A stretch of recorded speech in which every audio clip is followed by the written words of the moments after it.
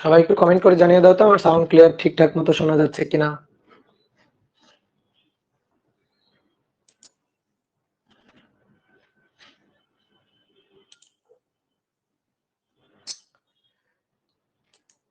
ওকে,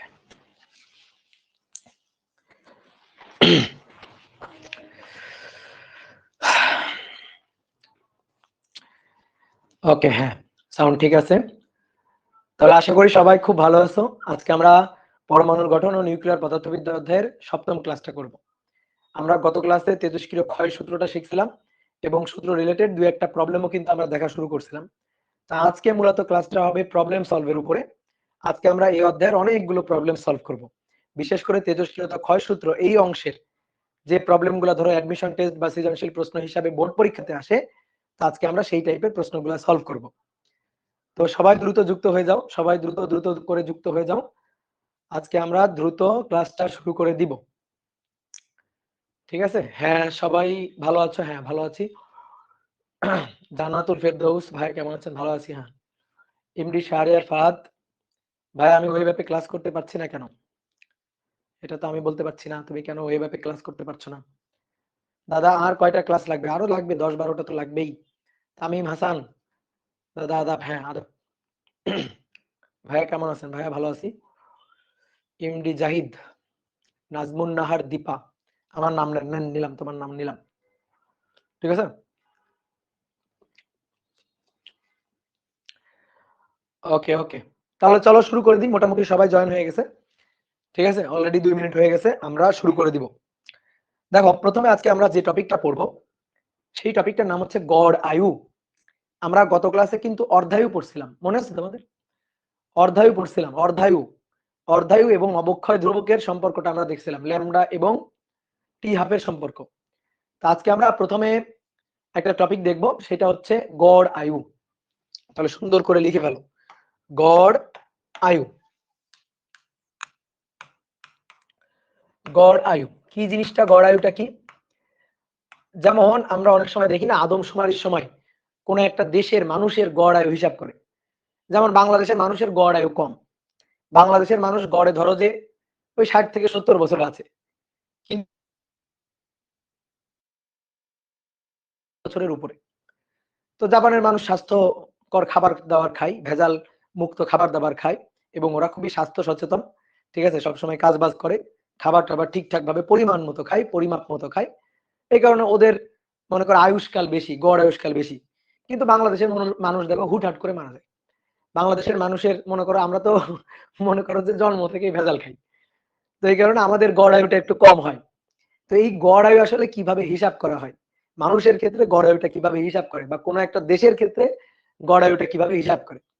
ধরো আমরা বাংলাদেশের মানুষের গড় আয়ু হিসাব করব, তাহলে বাংলাদেশের বিভিন্ন এলাকার বিভিন্ন বয়সের কিছু সংখ্যক মানুষের আয়ুষ্কাল আমরা যোগ করব। ধরো কোনো একটা হসপিটাল থেকে ডেথ সার্টিফিকেট কালেক্ট করে তারা কত বছরের মানুষ কত বছর করে বাঁচছে, এরকম কিছু মানুষের আমরা স্যাম্পল নিব, ডাটা নিব, নিয়ে আমরা তাদের গড় করব। ধরো 1 থেকে 10 বছরের মধ্যে কয়েকজন মানুষের আমরা হচ্ছে গড় বয়স নিলাম, বা গড় হচ্ছে মানে তাদের আয়ুষ্কাল নিলাম। তারপরে 11 থেকে 20 বছরের মানুষের কয়েকজনের আমরা এরকম আয়ুষ্কাল নিলাম। তারপরে 21 থেকে 30 বছরের নিলাম, 30 থেকে 31 মানে 30 থেকে 40 বছরের নিলাম। এইভাবে আমরা বিভিন্ন বয়সের মানুষের আয়ুষ্কাল যোগ করি। মানুষ তো ধরো যে এমন তো মানুষ হয় যে জন্মের সাথে সাথে ধরো কোনো একটা বাচ্চা কোনো কারণে অসুখ টসুখ ছিল, মারা গেছে। তো জন্মের সাথে সাথেই মারা গেছে, তাহলে তার আয়ুষ্কাল একেবারে 0। ঠিক আছে, বা 1 দিন 2 দিন এরকম। আবার কিছু কিছু মানুষ আছে দেখো তোমাদের গ্রামের দিকে এরকম থাকে, যে অনেক মনে করো যে দাদি আছে, নানি আছে, হ্যাঁ, বা দাদু আছে, তারা হচ্ছে অনেক বেশি দিন বাঁচে, ধরো 100 বছর, মানে কেউ কেউ মনে করো সেঞ্চুরি করে ফেলে। তো তাদের আবার আয়ুষ্কাল অনেক বেশি। তো আমরা মানে গড় আয়ু কিন্তু ওই একদিনও বলি না, আবার গড় আয়ু কিন্তু ওই 100 বছরও বলি না, 100 বছর 120 বছর এটা কিন্তু বলি না, এটা খুব রেয়ার। তো নর্মালি মানুষের গড় আয়ু হয় কি, যে এরকম আমরা ধরো 1000 জন বা 2000 জন মানুষের আয়ু যোগ করে তারপরে কতজন মানুষের আয়ু আমরা নিচ্ছি সেই সংখ্যাটা দিয়ে ভাগ করে দিব। যদি তুমি 1000 জন মানুষের আয়ু যোগ করো, তাহলে 1000 দিয়ে ভাগ করে দিবা। তুমি যদি 2000 জন মানুষের আয়ু নিয়ে যোগ করো, তাহলে তুমি 2000 দিয়ে ভাগ করে দিবা। তাহলে এই যে মানুষের গড় আয়ু পাওয়া যাবে। ঠিক তেমনি ভাবে আমরা মৌলের ক্ষেত্রে তেজস্ক্রিয় মৌল, যে তেজস্ক্রিয় মৌলগুলো একটা মনে করো যে নির্দিষ্ট অবক্ষয় ধ্রুবকের মতো, মানে অবক্ষয় ধ্রুবকের একটা প্যারামিটারের সাহায্যে আস্তে আস্তে আস্তে আস্তে একটা নির্দিষ্ট সময় ধরে তেজস্ক্রিয় ক্ষয় হয়ে যাচ্ছে। তো এরকম আমরা একটা মৌলের তেজস্ক্রিয় কোন একটা মৌলের গড় আয়ু হিসাব করতে চাই। এমডি রায়ান বলছে তার দাদির বয়স 115 বছর প্লাস। দেখছো এই যে এবার দাদির বয়স 115 বছর প্লাস, বুঝলা? তো দেখো আমরা এরকম মৌলের গড় আয়ু হিসাব করব। তো ধরো এই যে এইটা হচ্ছে কোন একটা মৌলের স্যাম্পল, এটা হচ্ছে আদিতে একেবারে টি ইকুয়াল টু 0-তে যখন তেজস্ক্রিয় বিভাজন শুরু হয়েছে, তখন এই আকরিকে তেজস্ক্রিয় পদার্থের বা তেজস্ক্রিয় মৌলের পরিমাণ ছিল, অ্যাটমের নাম্বার ছিল হচ্ছে n। ঠিক আছে, এবার এইখান থেকে আস্তে আস্তে আস্তে আস্তে তেজস্ক্রিয় ক্ষয় হচ্ছে, তেজস্ক্রিয় ক্ষয় হতে হতে আস্তে আস্তে n নট কমতে কমতে কমতে কমতে এক সময় কি 0 হবে। বাট তুমি বলো তো থিওরিটিক্যালি কখন ক্ষয় হতে হতে একেবারে পরিমাণটা, অক্ষত পরমাণুর সংখ্যার পরিমাণটা একেবারে 0 হবে কখন? অসীম সময়। তাহলে টি ইকুয়াল টু ইনফিনিটিতে একেবারে থিওরিটিক্যালি তেজস্ক্রিয় বিভাজন কখনো শূন্যের কোঠায় পৌঁছাবে না। যে তেজস্ক্রিয় বিভাজনটা পৃথিবী সৃষ্টির সময় থেকে শুরু হয়েছে, সেই তেজস্ক্রিয় বিভাজন আজকের দিনও শেষ হয়নি। তাহলে তেজস্ক্রিয় বিভাজন কিন্তু থিওরিটিক্যালি অসীম সময় ধরে চলবে। তাহলে আমি যদি বলি এখানে n নট সংখ্যক অ্যাটম আছে, এই n নট সংখ্যক অ্যাটম এক সময় শূন্য হয়ে যাবে, একেবারে শূন্য হয়ে যাবে। কবে, কোন সময়ে? টি ইকুয়াল টু ইনফিনিটি, অসীম সময়ে। তাহলে আমাদের মৌল বা অ্যাটম নাম্বার ছিল n নট। তো সেখান থেকে তেজস্ক্রিয় ক্ষয় শুরু হয়েছে টি ইকুয়াল টু 0-তে, তেজস্ক্রিয় ক্ষয় শুরু হয়েছে। এই তেজস্ক্রিয় ক্ষয় শেষ হবে টি ইকুয়াল টু ইনফিনিটিতে গিয়ে। এবার আমরা কি করতে চাই, এই মৌলের এখানে যে n নট সংখ্যক মৌল আছে, n নট সংখ্যক যে অ্যাটম আছে তেজস্ক্রিয় মৌল, তার গড় আয়ুটা হিসাব করতে চাই। তো তুমি দেখো এখানে যদি চিন্তা করো, এখানে ধরো 1 লক্ষ অ্যাটম আছে, এই 1 লক্ষের মধ্যে একটা মনে করো যে দুর্ভাগা আছে, যে একেবারে মনে করো যে জন্মগ্রহণের সাথে সাথে মারা গেছে, মানে একেবারে T0-তেই মারা গেছে, এরকম একটা দুর্ভাগা, যার আয়ুষ্কাল হচ্ছে T0, যার আয়ুষ্কাল T0, একেবারে জন্মের সময় মারা গেছে, নাই, ও একেবারে পৃথিবীর আলো বাতাস দেখার সুযোগই পাই নাই। এরপরে এখান থেকে তেজস্ক্রিয় বিভাজন হচ্ছে, 1 লক্ষ থেকে একটা কমে যাচ্ছে, 2টা কমে যাচ্ছে, 3টা কমে যাচ্ছে, 4টা কমে যাচ্ছে। এই যে কমে যাচ্ছে গুলা কি হচ্ছে, মারা যাচ্ছে, ক্ষয় হয়ে যাচ্ছে, অন্য একটা মৌলে পরিণত হচ্ছে। তো এভাবে কমতে কমতে কমতে কমতে এক সময় অক্ষত পরমাণুর সংখ্যা 0, তার মানে টোটাল 1 লক্ষ পুরাটাই নাই হয়ে গেছে। তো এটা থিওরিটিক্যালি পসিবল কোন টাইমে? টি ইকুয়াল টু ইনফিনিটিতে। তাহলে সবচেয়ে দুর্ভাগা যে, সে হচ্ছে একেবারে টি ইকুয়াল টু 0-তে শেষ, টি ইকুয়াল টু 0-তেই মরে গেছে। আর একেবারে মনে করো এখানে যত 1 লক্ষ অ্যাটম আছে তার মধ্যে সবচেয়ে সৌভাগ্যবান সে, যে একেবারে টি ইকুয়াল টু ইনফিনিটি সময় ধরে বাঁচছে। কি কথা বুঝছো? তাহলে টি ইকুয়াল টু 0-তে একটা শেষ, আর টি ইকুয়াল টু ইনফিনিটিতে লাস্টেরটা শেষ। তাহলে ফার্স্টেরটা শেষ টি ইকুয়াল টু 0-তে, লাস্টেরটা শেষ টি ইকুয়াল টু ইনফিনিটিতে, বুঝছো? তাহলে এই যে 1 লক্ষ অ্যাটম, বাদ বাকি যে ধরো যে 1 লক্ষ, দুটো বাদ দিয়ে 1 লক্ষ অ্যাটম থেকে দুটো বাদ দাও, দুটো বাদ দিয়ে বাদ বাকি যে অ্যাটমগুলো আছে, তারা কিন্তু বিভিন্ন মেয়াদে টি ইকুয়াল টু 0 থেকে টি ইকুয়াল টু ইনফিনিটি, এই বিভিন্ন মেয়াদে, এই বিভিন্ন সময়, বিভিন্ন মানে সময়ের মুহূর্তে মারা গেছে বা তেজস্ক্রিয় ক্ষয় হয়ে গেছে। যেমন ধরো 1 লক্ষের মধ্যে কোন একটা অ্যাটম, সেটা 2 সেকেন্ডে মারা গেছে, 2 সেকেন্ডে ক্ষয় হয়ে গেছে। কোন একটা অ্যাটম সেটা 4 সেকেন্ড পরে ক্ষয় হয়েছে, কোন একটা অ্যাটম সেটা 10 সেকেন্ড পরে ক্ষয় হয়েছে, কোন একটা অ্যাটম সেটা 2 মিনিট পরে ক্ষয় হয়েছে, কোন একটা অ্যাটম 1 সপ্তাহ পরে ক্ষয় হয়েছে, কোন একটা অ্যাটম 1 বছর পরে ক্ষয় হয়েছে, কোন একটা 10 বছর পরে, কোন একটা 20 বছর পরে। এইভাবে তেজস্ক্রিয় বিভাজন কিন্তু চলতেছে। তাহলে দেখো যে যে মনে করো 2 সেকেন্ডে ক্ষয় হয়ে গেছে, তার চেয়ে যে 4 সেকেন্ডে ক্ষয় হয়েছে সে একটু লাকি, সে পৃথিবীর আলো বাতাস বেশিক্ষণ দেখতে পারছে। এইভাবে আস্তে আস্তে আস্তে আস্তে তেজস্ক্রিয় ক্ষয় হচ্ছে। তাহলে সবচেয়ে লাকি হচ্ছে সেই অ্যাটমটা যে ক্ষয় হয়েছে একেবারে শেষ সময় টি ইকুয়াল টু ইনফিনিটি দিকে। আমরা চাই গড় বের করতে, গড়। তাহলে গড় বের করব কিভাবে? এখানে ধরো এই যে 1 লক্ষ অ্যাটম আছে, এই 1 লক্ষ অ্যাটমের আমরা গড় মানটা, গড় আয়ুটা বের করতে চাই। কারণ 1 লক্ষ অ্যাটমের মধ্যে এক একটা অ্যাটম এক এক সময় মারা গেছে। যেমন মানুষ, মনে করো যে বিভিন্ন বয়সের বিভিন্ন মানুষ, এক একজন এক এক সময় মারা যায়। আমরা কি করব, 1000 জন মানুষের আয়ুষ্কাল যোগ করব, তারপরে 1000 দিয়ে ভাগ দিব, তাহলে পাবো গড় আয়ু। ঠিক তেমনি অ্যাটমের ক্ষেত্রে একই কথা। আমরা এখানে 1 লক্ষ অ্যাটম আছে, তাহলে 1 লক্ষ অ্যাটমের আমরা কি করব, গড় আয়ু হিসাব করতে চাই। গড় আয়ুকে টাউ দিয়ে প্রকাশ করা হয়। গড় আয়ুকে টাউ মানে টর্ক চিহ্ন, এটা দিয়ে প্রকাশ করা হয়। তাহলে আমরা গড় আয়ুটা বের করব কিভাবে? আমরা এখানে যতগুলো অ্যাটম আছে সবার আয়ু যোগ করব। তাহলে প্রথমটার আয়ু, প্রথমটা কতদিন বাঁচছে তার আয়ু, যোগ দ্বিতীয়টার আয়ু, দ্বিতীয়টার আয়ু, তারপরে যোগ dot dot dot dot dot dot 3 নম্বরটা, 4 নম্বরটা, 5 নম্বরটা, লাস্টের। তো এখানে n নট অ্যাটম ছিল, তাহলে লাস্টেরটা কততম অ্যাটম? n not atom. তাহলে এন নট তম এর আয়ু, এন নট তম যে মৌলটা লাস্টেরটা, এন নট তম মৌল একেবারে লাস্টেরটাকে আমরা নাম দিচ্ছি এন নট তম। তাহলে তার আয়ু যোগ করে নিলাম, সবার আয়ু। এবার যোগ করে total atom number that is an not দিয়ে ভাগ দিয়ে দেবো, এটাই গড় আয়ু। তাহলে এবার তোমাকে আমি এই কাজে নিয়োগ দিছি, তোমার কাজ হচ্ছে একটা তেজস্ক্রিয় অ্যাটমের গড় আয়ু হিসাব করা। তাহলে তোমাকে নিয়ে আমি এখানে বসাই দিলাম যে বসো, এখানে বসে থাকো, এখানে বসে বসে এবার তুমি গড় আয়ু হিসাব করবা। ঠিক আছে, তুমি হচ্ছে হিসাব করতে হবে তোমার। তাহলে তুমি এখানে 1 লক্ষ অ্যাটম আছে, তাহলে তুমি মনে করো যে যমরাজের মতো বসে আসছো আর কি, যে মারা যাবে তার আয়ু এখানে লিখে ফেলবা। ঠিক আছে, তোমার মনে করো কাগজ কলম দেওয়া হয়েছে, যে মারা যাবে সাথে সাথে তার আয়ু এখানে লিখে ফেলবা। তো প্রথম জন মারা গেল t=0 তে লিখলা তার আয়ু, যে ভাই প্রথম জন মারা গেল 0। ঠিক আছে, একবার জন্মের সাথে সাথে মারা গেল। তারপরে দ্বিতীয় জন মারা গেছে, তো দ্বিতীয় জনের আয়ু ধরো 2 সেকেন্ড, তৃতীয় জনের আয়ু 3 সেকেন্ড, চতুর্থ জনের আয়ু 5 সেকেন্ড, 5 সেকেন্ড পরে সে মারা গেছে।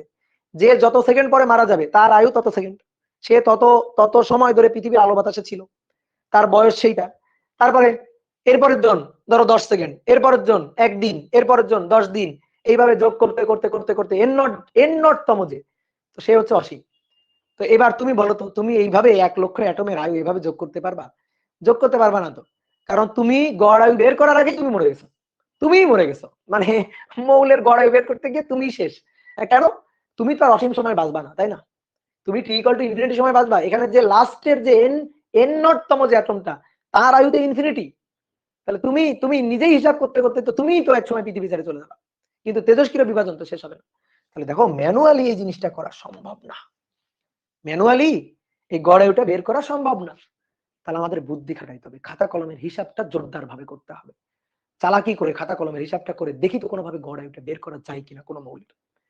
কেউ যদি বলো ভাই একটা কাজ করেন, এই প্রথম মৌলের গড় আয়ু নেন, প্রথম মৌলের আয়ু নেন 0, আর একেবারে লাস্টের তা ইনফিনিটি, এবার নেন 2 দিয়ে ভাগ দেন, তাহলে হইলো কিছু? তাহলে বলো হইলো কিছু? মনে করো বাংলাদেশে একটা বাচ্চা মারা গেছে, ধরো যে 1 দিনের মধ্যে, 1 দিন বয়সে, যে জন্মগ্রহণ করার সাথে সাথে মারা গেছে। আর মনে করো একটা দাদি মারা গেছে 130 বছর বয়সে। ঠিক আছে, ধরো আমি কি করলাম, এই দুইটা যোগ করে 2 দিয়ে ভাগ দিলাম, তাহলে বললাম এই যে বাংলাদেশের মানুষের গড় আয়ু। বলো এটা কোনো মানে কথা, মানে মিনিংফুল কথা হলো? কোনো লজিক মেক করলো? তুমি তো আসলে 2 জনের গড় আয়ু বের করছো, তুমি তো মানুষের গড় আয়ু, বাংলাদেশের মানুষের গড় আয়ু বের করতে পারো না। তো ঠিক তেমনি তুমি যদি 0 আর ইনফিনিটি যোগ করে 2 দিয়ে ভাগ দাও, তাহলে তুমি দুটো অ্যাটমের গড় আয়ু বের করছো, যা দুটো, প্রথমটা আর লাস্টটা। ঠিক আছে, এরকম এত লিনিয়ার হিসাব নিকাশ হবে? বলো, লিনিয়ার হিসাব নিকাশ হবে? তাহলে আমাদের অন্য কোনো ভাবে হয়তো হিসাব নিকাশ করতে হবে, আমাদের সবগুলো অ্যাটমের আয়ু যোগ করতে হবে। তো সবগুলো অ্যাটমের আয়ু যোগ করে কিভাবে? এতে তো মুশকিলে পড়ে গেলাম, তাই না? সবগুলো অ্যাটমের আয়ু তো যোগ করা তো মুশকিল হয়ে গেছে, যোগ করা তো ঝামেলার কাজ হয়ে যাচ্ছে।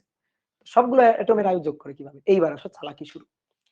আমরা একটা কাজ করি, এইখান থেকে আমরা সবগুলো নিতে হবে না, 1 লক্ষ নিতে হবে না। এই 1 লক্ষের মধ্যে মনে করো আমি দুটো অ্যাটমকে মার্ক করে রাখছিলাম, এই ধরো দুটো অ্যাটম, এই যে দুটো অ্যাটমকে এখানে মার্ক করে রাখছিলাম, এই যে দুটো অ্যাটম, এই দুটো অ্যাটমকে আমরা বললাম খুবই ক্ষুদ্র পরিমাণ ডিএন সংখ্যক অ্যাটম, খুবই ক্ষুদ্র পরিমাণ ডিএন সংখ্যক অ্যাটম বললাম। এই যে ডিএন সংখ্যক অ্যাটম, এরা এরা কতদিন টিকে ছিল আমরা সেটা দেখি। এই যে ডিএন সংখ্যক অ্যাটম, এরা কতদিন পর মারা গেছে? এরা টি সময় পর মারা গেছে, টি সময় বেঁচে ছিল। এরা 2 জন বেঁচে ছিল, ধরো 2 জন। তাহলে আমি একটা উদাহরণ দিয়ে বুঝাই তোমার। ধরো এখানে অ্যাটম ছিল হচ্ছে 64 লক্ষ, বা ধরো 1 লক্ষর কথা বলছি, 1 লক্ষই ধরি, 1 লক্ষ অ্যাটম ছিল। তো 1 লক্ষ থেকে দুটো, জাস্ট দুটো খুবই ক্ষুদ্র ডিএন, তারা বেঁচে ছিল ধরো 5 দিন, 5 দিন পরেই তারা মরে গেছে। এর আগে আর কেউ মারা গেছে কিনা? গেছে। এর পরেও অনেকে মারা যাবে, কিন্তু আমি এদের 2 জনকে টার্গেট করছি। ডিএন পরিমাণ 5 দিন, ডিএন ধরো 2টা 5 দিন টি সময় বেঁচে ছিল। তো ভাই এদের আয়ু কত? খুবই ক্ষুদ্র ডিএন পরিমাণ, মানে পুরো টোটাল সংখ্যা তো এন নট, তার খুবই ক্ষুদ্র ডিএন পরিমাণ, তাদের আয়ু কত? তাদের আয়ু টি। তাহলে এদের মোট আয়ু কত? এদের প্রত্যেকের আয়ু টি। তাহলে মোট আয়ু কত? মোট আয়ু হচ্ছে টি ইন্টু ডিএন। যারা বোঝো নাই দেখো, 2টা অ্যাটম মারা গেছে, কয়দিন পর মারা গেছে? 5 দিন পর মারা গেছে, 5 দিন পর ক্ষয় হয়ে গেছে। আমি এই 2 জনের আয়ু যোগ করতে চাই, 2 জনের। তাহলে 2 জন তো এক একজন 5 দিন 5 দিন করে বেঁচে ছিল, তাহলে দুইজনের টোটাল আয়ুর যোগফল কত? 5 যোগ 5, তাহলে কয়দিন? 10 দিন। তো এই 10 দিন তো এইভাবে বের করা যায় না, 5 গুণ এই যে 5 সময় গুণ 2টা, তাহলে 5 গুণ 2 10 দিন বের করা যায় না? তাহলে টি ইনটু ডিএন না, দেখো তো এটা টি না আর এটা ডিএন না। তাহলে এইভাবে আমি তাদের আয়ু বের করলাম যে দুইজনের আয়ুষ্কাল, দুইজনের টোটাল আয়ুষ্কাল হচ্ছে 10 দিন। এটা দুইজনের, এই দুইজন মানে ডিএন জন। তাহলে ডিএন এর আয়ুষ্কাল যদি টি ডিএন হয়, ডিএন সংখ্যকের আয়ুষ্কাল যদি টি ডিএন হয়, তুমি আমারে বলো এন নটের আয়ুষ্কাল কি হবে? বলো এন নটের আয়ুষ্কাল কি হবে? ডিএন এর আয়ুষ্কাল টি ইনটু ডিএন, খুবই ক্ষুদ্র, ডিএন টেন্ডস টু 0। তাহলে আমি চাই এন নটের আয়ুষ্কাল, তাহলে এন নটের আয়ুষ্কালটা কত হবে? ঐকিক নিয়ম, ডিএন এর আয়ুষ্কাল টি ইনটু ডিএন, অর্থাৎ এন নটের আয়ুষ্কাল, এরকম ঐকিক নিয়ম হবে। তাহলে কি করতে হবে? এই ডিএন এর যে টোটাল আয়ুষ্কাল এইটাকে ইন্টিগ্রেট করতে হবে। ইন্টিগ্রেশন করলেই তো আমরা সমষ্টি পাই। তাহলে কি হিসাব করতে হবে? ইন্টিগ্রেশনের হিসাব করতে হবে। কথা বুঝছো? তাহলে আসো আমরা আরো সুন্দর করে লিখি, ঠিক আছে, আরো সুন্দর করে বুঝি। তাহলে আমরা এটা বলতে পারি যে এখান থেকে ধরে নিছি ডিএন সংখ্যক অ্যাটম টি সময় পর মারা গেছে, তারা টি সময় ধরে বেঁচে ছিল। তাহলে এই যে ডিএন সংখ্যকের মোট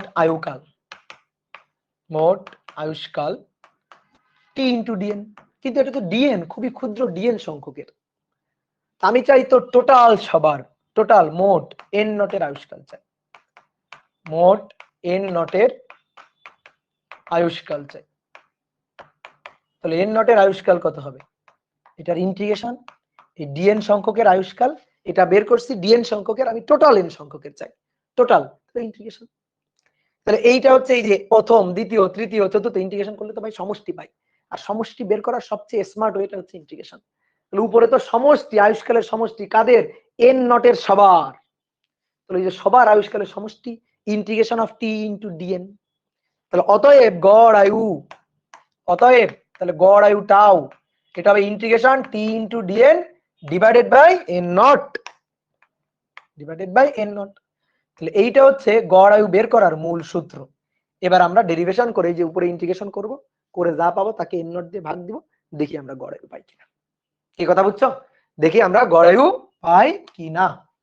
তাহলে দেখো এবার হিসাব করব। তাহলে আমরা চিত্র আর একটু আঁকি। এন নট ছিল তেজস্ক্রিয় ক্ষয় হতে হতে এক সময় শেষ, সবগুলো শেষ হতে হবে, সবগুলোর আয়ু আমরা নিব, তাহলে সবগুলোকে মরে যেতে হবে। তাহলে সবগুলো মরে এখন পরিমাণ কত? 0।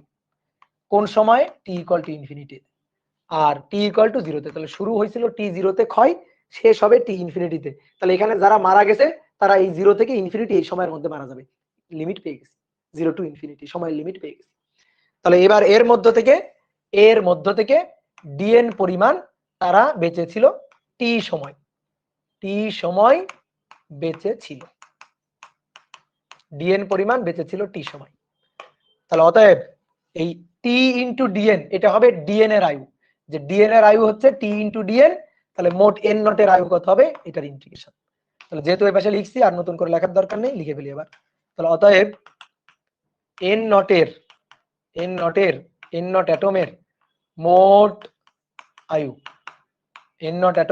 আয়ু, integration of T into D N, N naught অ্যাটমের মোট আয়ু integration of T into D N. এইবার ইন্টিগ্রেশন তো করতে হবে।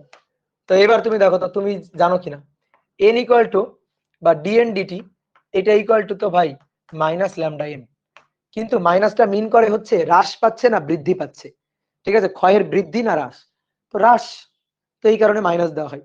তো আমি যদি মানের বিবেচনায়, শুধুমাত্র মানের বিবেচনায় লিখি, তাহলে ডিএন ডিটি এটা ইকুয়াল টু ল্যামডা এন। তাহলে অতএব এখান থেকে যদি আমি বলি ডিএন কত, এখান থেকে যদি বলা হয় ডিএনটা কত, তাহলে টি ইনটু, দেখো তো ডিএন কত? Dn lambda n into dt, তাহলে ডিটি কার সাপেক্ষে ইন্টিগ্রেশন? টি এর সাপেক্ষে। তাহলে টি এর লিমিট বসাই দিলে কাজ শেষ। এই যে দেখো টি এর লিমিট আছে 0 টু ইনফিনিটি, এই যে টি এর লিমিট বসাই দিল। এবার ইন্টিগ্রেশন করতে হবে। তো তার মধ্যে আবার আমরা আরেকটা জিনিস জানি, সেটা কি? n equal to n naught E to the power minus lambda, ঠিক আছে, n equal to n naught E to the power minus lambda টি। তাহলে আসো এখানে n আছে, n equal to n naught E to the power minus lambda T বসাই আসো। তাহলে integration 0 to infinity T lambda n equal to n naught e to the power minus lambda T D T. Okay, এই যে n এর জায়গায় n naught e to the power minus lambda T বসালাম। এবার যারা যারা ধ্রুবক সবাই এবার ইন্টিগ্রেশনের দিকে তাকাও, দেখো যারা যারা ধ্রুবক তারা যাবে সসম্মানে বাইরে, ল্যামডা আর n নট বাইরে। টি কিন্তু চলক, টি কিন্তু চলক, তাহলে টি যেহেতু চলক টি ভেতরে থাকবে, E to the power minus lambda T ভেতরে থাকবে, ইন্টিগ্রেশন সাইনের বাইরে এরা যাবে না। 0 থেকে ইনফিনিটি কার সাপেক্ষে? টি এর সাপেক্ষে। এবার এই ইন্টিগ্রেশন করতে হবে। এবার এই ইন্টিগ্রেশন তুমি পারো, এই ইন্টিগ্রেশন তুমি পারো। কোথায় শিখছো? ম্যাথে শিখছো। ম্যাথের লিয়েট বা ইউভি মেথড ফর্মুলা, ইন্টিগ্রেশনের UV method formula, UV dx নিয়ম হচ্ছে, ইউভি ডিএক্স এটার নিয়ম হচ্ছে ইউ কে রেখে ভি কে ইন্টিগ্রেট করতে হয়। ইউ কে রেখে ভি কে এক্স এর সাপেক্ষে ইন্টিগ্রেট করবা। কি ক্লিয়ার? ইউ কে রেখে ভি কে ইন্টিগ্রেট করবা, ইউ কে রেখে ভি কে। তারপরে কি করতে হবে? তারপরে দিতে হবে একটা মাইনাস। এবার ইউ কে রাখছি, তাহলে ইউ কে ডিফারেন্সিয়েট করব ডি ইউ ডিএক্স। ঠিক আছে, ডি ইউ ডিএক্স, ইউ কে ডিফারেন্সিয়েট করব, যাকে রাখছি তাকে ডিফারেন্সিয়েট করব, যাকে ইন্টিগ্রেশন করছিলাম তাকে আবার ইন্টিগ্রেশন করব, ভি ডিএক্স। তাহলে ইউ কে রেখে ভি কে ইন্টিগ্রেশন, আবার ভি কে ইন্টিগ্রেশন, ইউ কে রাখছিলাম ইউ কে ডিফারেন্সিয়েশন, তারপরে এই পুরো টোটালটাকে আরেকবার ইন্টিগ্রেশন, আর সামনে এখানে মাইনাস। এটা ছিল UV method, LIATE formula, UV method, ইন্টিগ্রেশনের গুণের সূত্র এটা। তাহলে এই সূত্রটাই আমরা আসলে খাটাবো এখানে, আমরা আসলে এই সূত্রটাই খাটাবো। দেখো বোঝো কিনা, দেখো কিভাবে এই সূত্রটা খাটাবো। এই যে এই লাইনটা ওখানে নিয়ে যাচ্ছি, ল্যামডা এন নট, দেখো ল্যামডা এন নট, আমি একটু কষ্ট করে এই লাইনটা আরেকবার লিখছি, তুমি চাইলে নাও লিখতে পারো। হ্যাঁ, 0 টু ইনফিনিটি। দেখো এবার ভালো করে ইন্টিগ্রেশনের দিকে খেয়াল করো, lambda N naught T E to the power minus lambda T, T কে রাখবো, রেখে E to the power minus lambda T কে ইন্টিগ্রেশন করব। তাহলে E to the power minus lambda T, যেহেতু সবাই ইন্টিগ্রেশন পারি আমরা, মাইনাস ল্যামডা নিচে ভাগ হয়ে যাবে। তারপরে এখানে দিব মাইনাস, টি কে রেখে দিয়েছিলাম, সবাই বোর্ডে তাকাও, টি কে রেখে দিয়েছিলাম, টি কে এবার ডিফারেন্সিয়েট করব, ডিফারেন্সিয়েট করলে পাবো 1। এবার এটাকে E to the power minus lambda T, এটাকে আবার ইন্টিগ্রেট করব, আবার ইন্টিগ্রেট করলে এই যে মাইনাস ল্যামডা দিয়ে ভাগ। ঠিক আছে, তাহলে এবার এইটাকে আরেকবার লাস্ট বার ইন্টিগ্রেট করব, তাহলে আমার কাজ হবে লিমিট 0 টু ইনফিনিটি। ঠিক আছে, এখনো কিন্তু শেষ হয়নি, আমি চাইলে কিন্তু একবারে করতে পারতাম, তো আমি লাইন গ্যাপ দিচ্ছি না যাতে তোমরা বুঝতে পারো, কারণ এই টাইপের হিসাব তোমরা এই যে ফিজিক্সে প্রথম করতেছো, এত বড় ইন্টিগ্রেশন। এবার মাইনাস ল্যামডা, দেখো এবার মাইনাস থাকলো, E to the power minus lambda T আছে, এটা তো 1, তাহলে E to the power minus lambda T, নিচে তো অলরেডি মাইনাস ল্যামডা আছে, এবার E to the power minus lambda T কে ইন্টিগ্রেশন করলে E to the power minus lambda T ভাগ মাইনাস ল্যামডা, তাহলে ভাগ মাইনাস ল্যামডা, মাইনাসে মাইনাসে প্লাস ল্যামডা স্কয়ার, যার লোয়ার লিমিট 0 আর আপার লিমিট ইনফিনিটি। এবার সুন্দর করে মান বসাই দিতে হবে, তাহলে ল্যামডা এন নট, আসো এবার লিমিট বসাবো। ঠিক আছে, এবার লিমিট বসাবো, লিমিট একবার বসাবো ইনফিনিটি, আর একবার বসাবো 0। তো প্রথমে আসো ইনফিনিটি বসাই, বসাও, টি এর মান ইনফিনিটি বসালাম, মনে মনে মনে মনে বসাও, E to the power minus lambda into infinity. তো ভাই E to the power lambda into infinity মানে তো মাইনাস ইনফিনিটি। এবার 1 by E to the power infinity, 1 by E to the power মানে তো 1 by E to the power infinity মানে তো E to the power, মানে ধুর 1 by E to the power infinity মানে তো ইনফিনিটি, তাহলে 1 বাই ইনফিনিটি, এই 1 বাই ইনফিনিটি মানে তো 0। কি বুঝলা? 1 বাই ইনফিনিটি মানে কি 0। তাহলে বুঝিও এখানে টি এর মান ইনফিনিটি বসালাম, এবার E to the power minus infinity, সেটা হচ্ছে কত 0, মাইনাস 0 মাইনাস।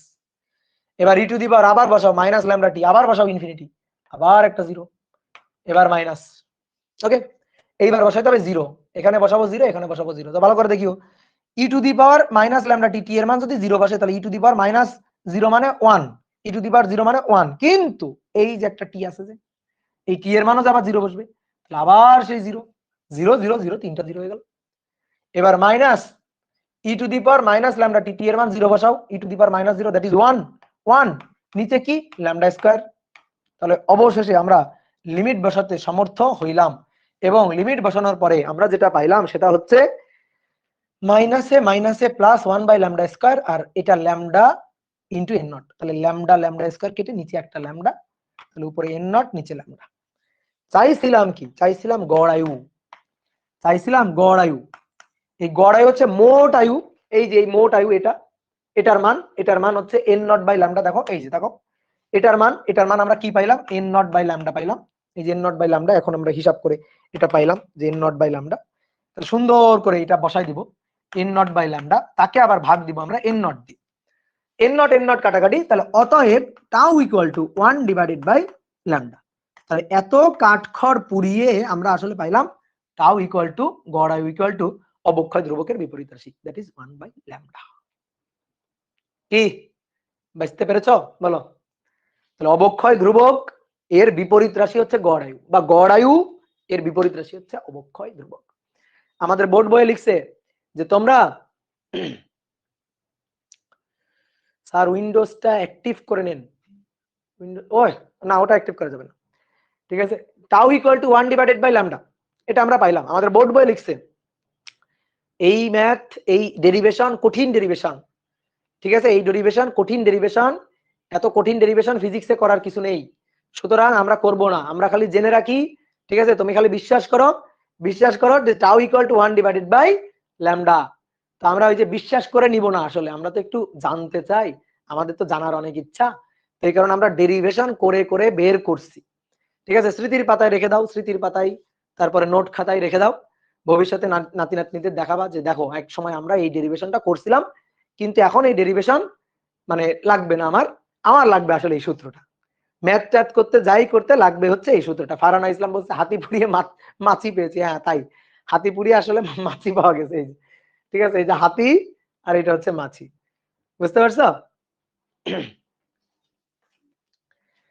Okay clear? তাহলে এটা হচ্ছে গড় আয়ুর হিসাব। সেকেন্ড লাস্ট লাইনটা আরেকবার বলেন। সেকেন্ড লাস্ট লাইনে লিমিট বসাইছি, ইনফিনিটি বসাইছি আর জিরো বসাইছি। তো ইনফিনিটি বসালে এখানে পেয়ে গেছি, এখানে E to the power infinity zero, E to the power infinity zero, minus infinity হলে জিরো, ঠিক আছে, E to the power minus infinity zero, E to the power minus infinity zero, zero বসাইলে এই টি এর মান zero হওয়ার কারণে আরো একটা জিরো, কিন্তু এখানে যদি জিরো বসাই ই টু দি পাওয়ার জিরো মানে 1, আর নিচে lambda square 1 by lambda square, last line এটা।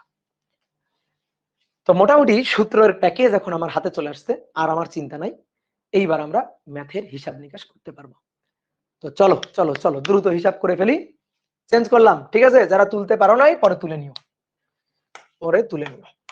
তো চলো এবার ম্যাথ করি, এবার আমরা সুন্দর সুন্দর কয়েকটা ম্যাথ প্রবলেম সলভ করবো। তো আসো আজকের ক্লাসের 1 নম্বর প্রবলেম দিলাম, ধরো বলা হচ্ছে কোন শহরে 20 ডে অর্ধায়ু বিশিষ্ট 20 ডে অর্ধায়ু বিশিষ্ট তেজস্ক্রিয় মৌল ছড়িয়ে পড়লো, তেজস্ক্রিয় মৌল ছড়িয়ে পড়লো।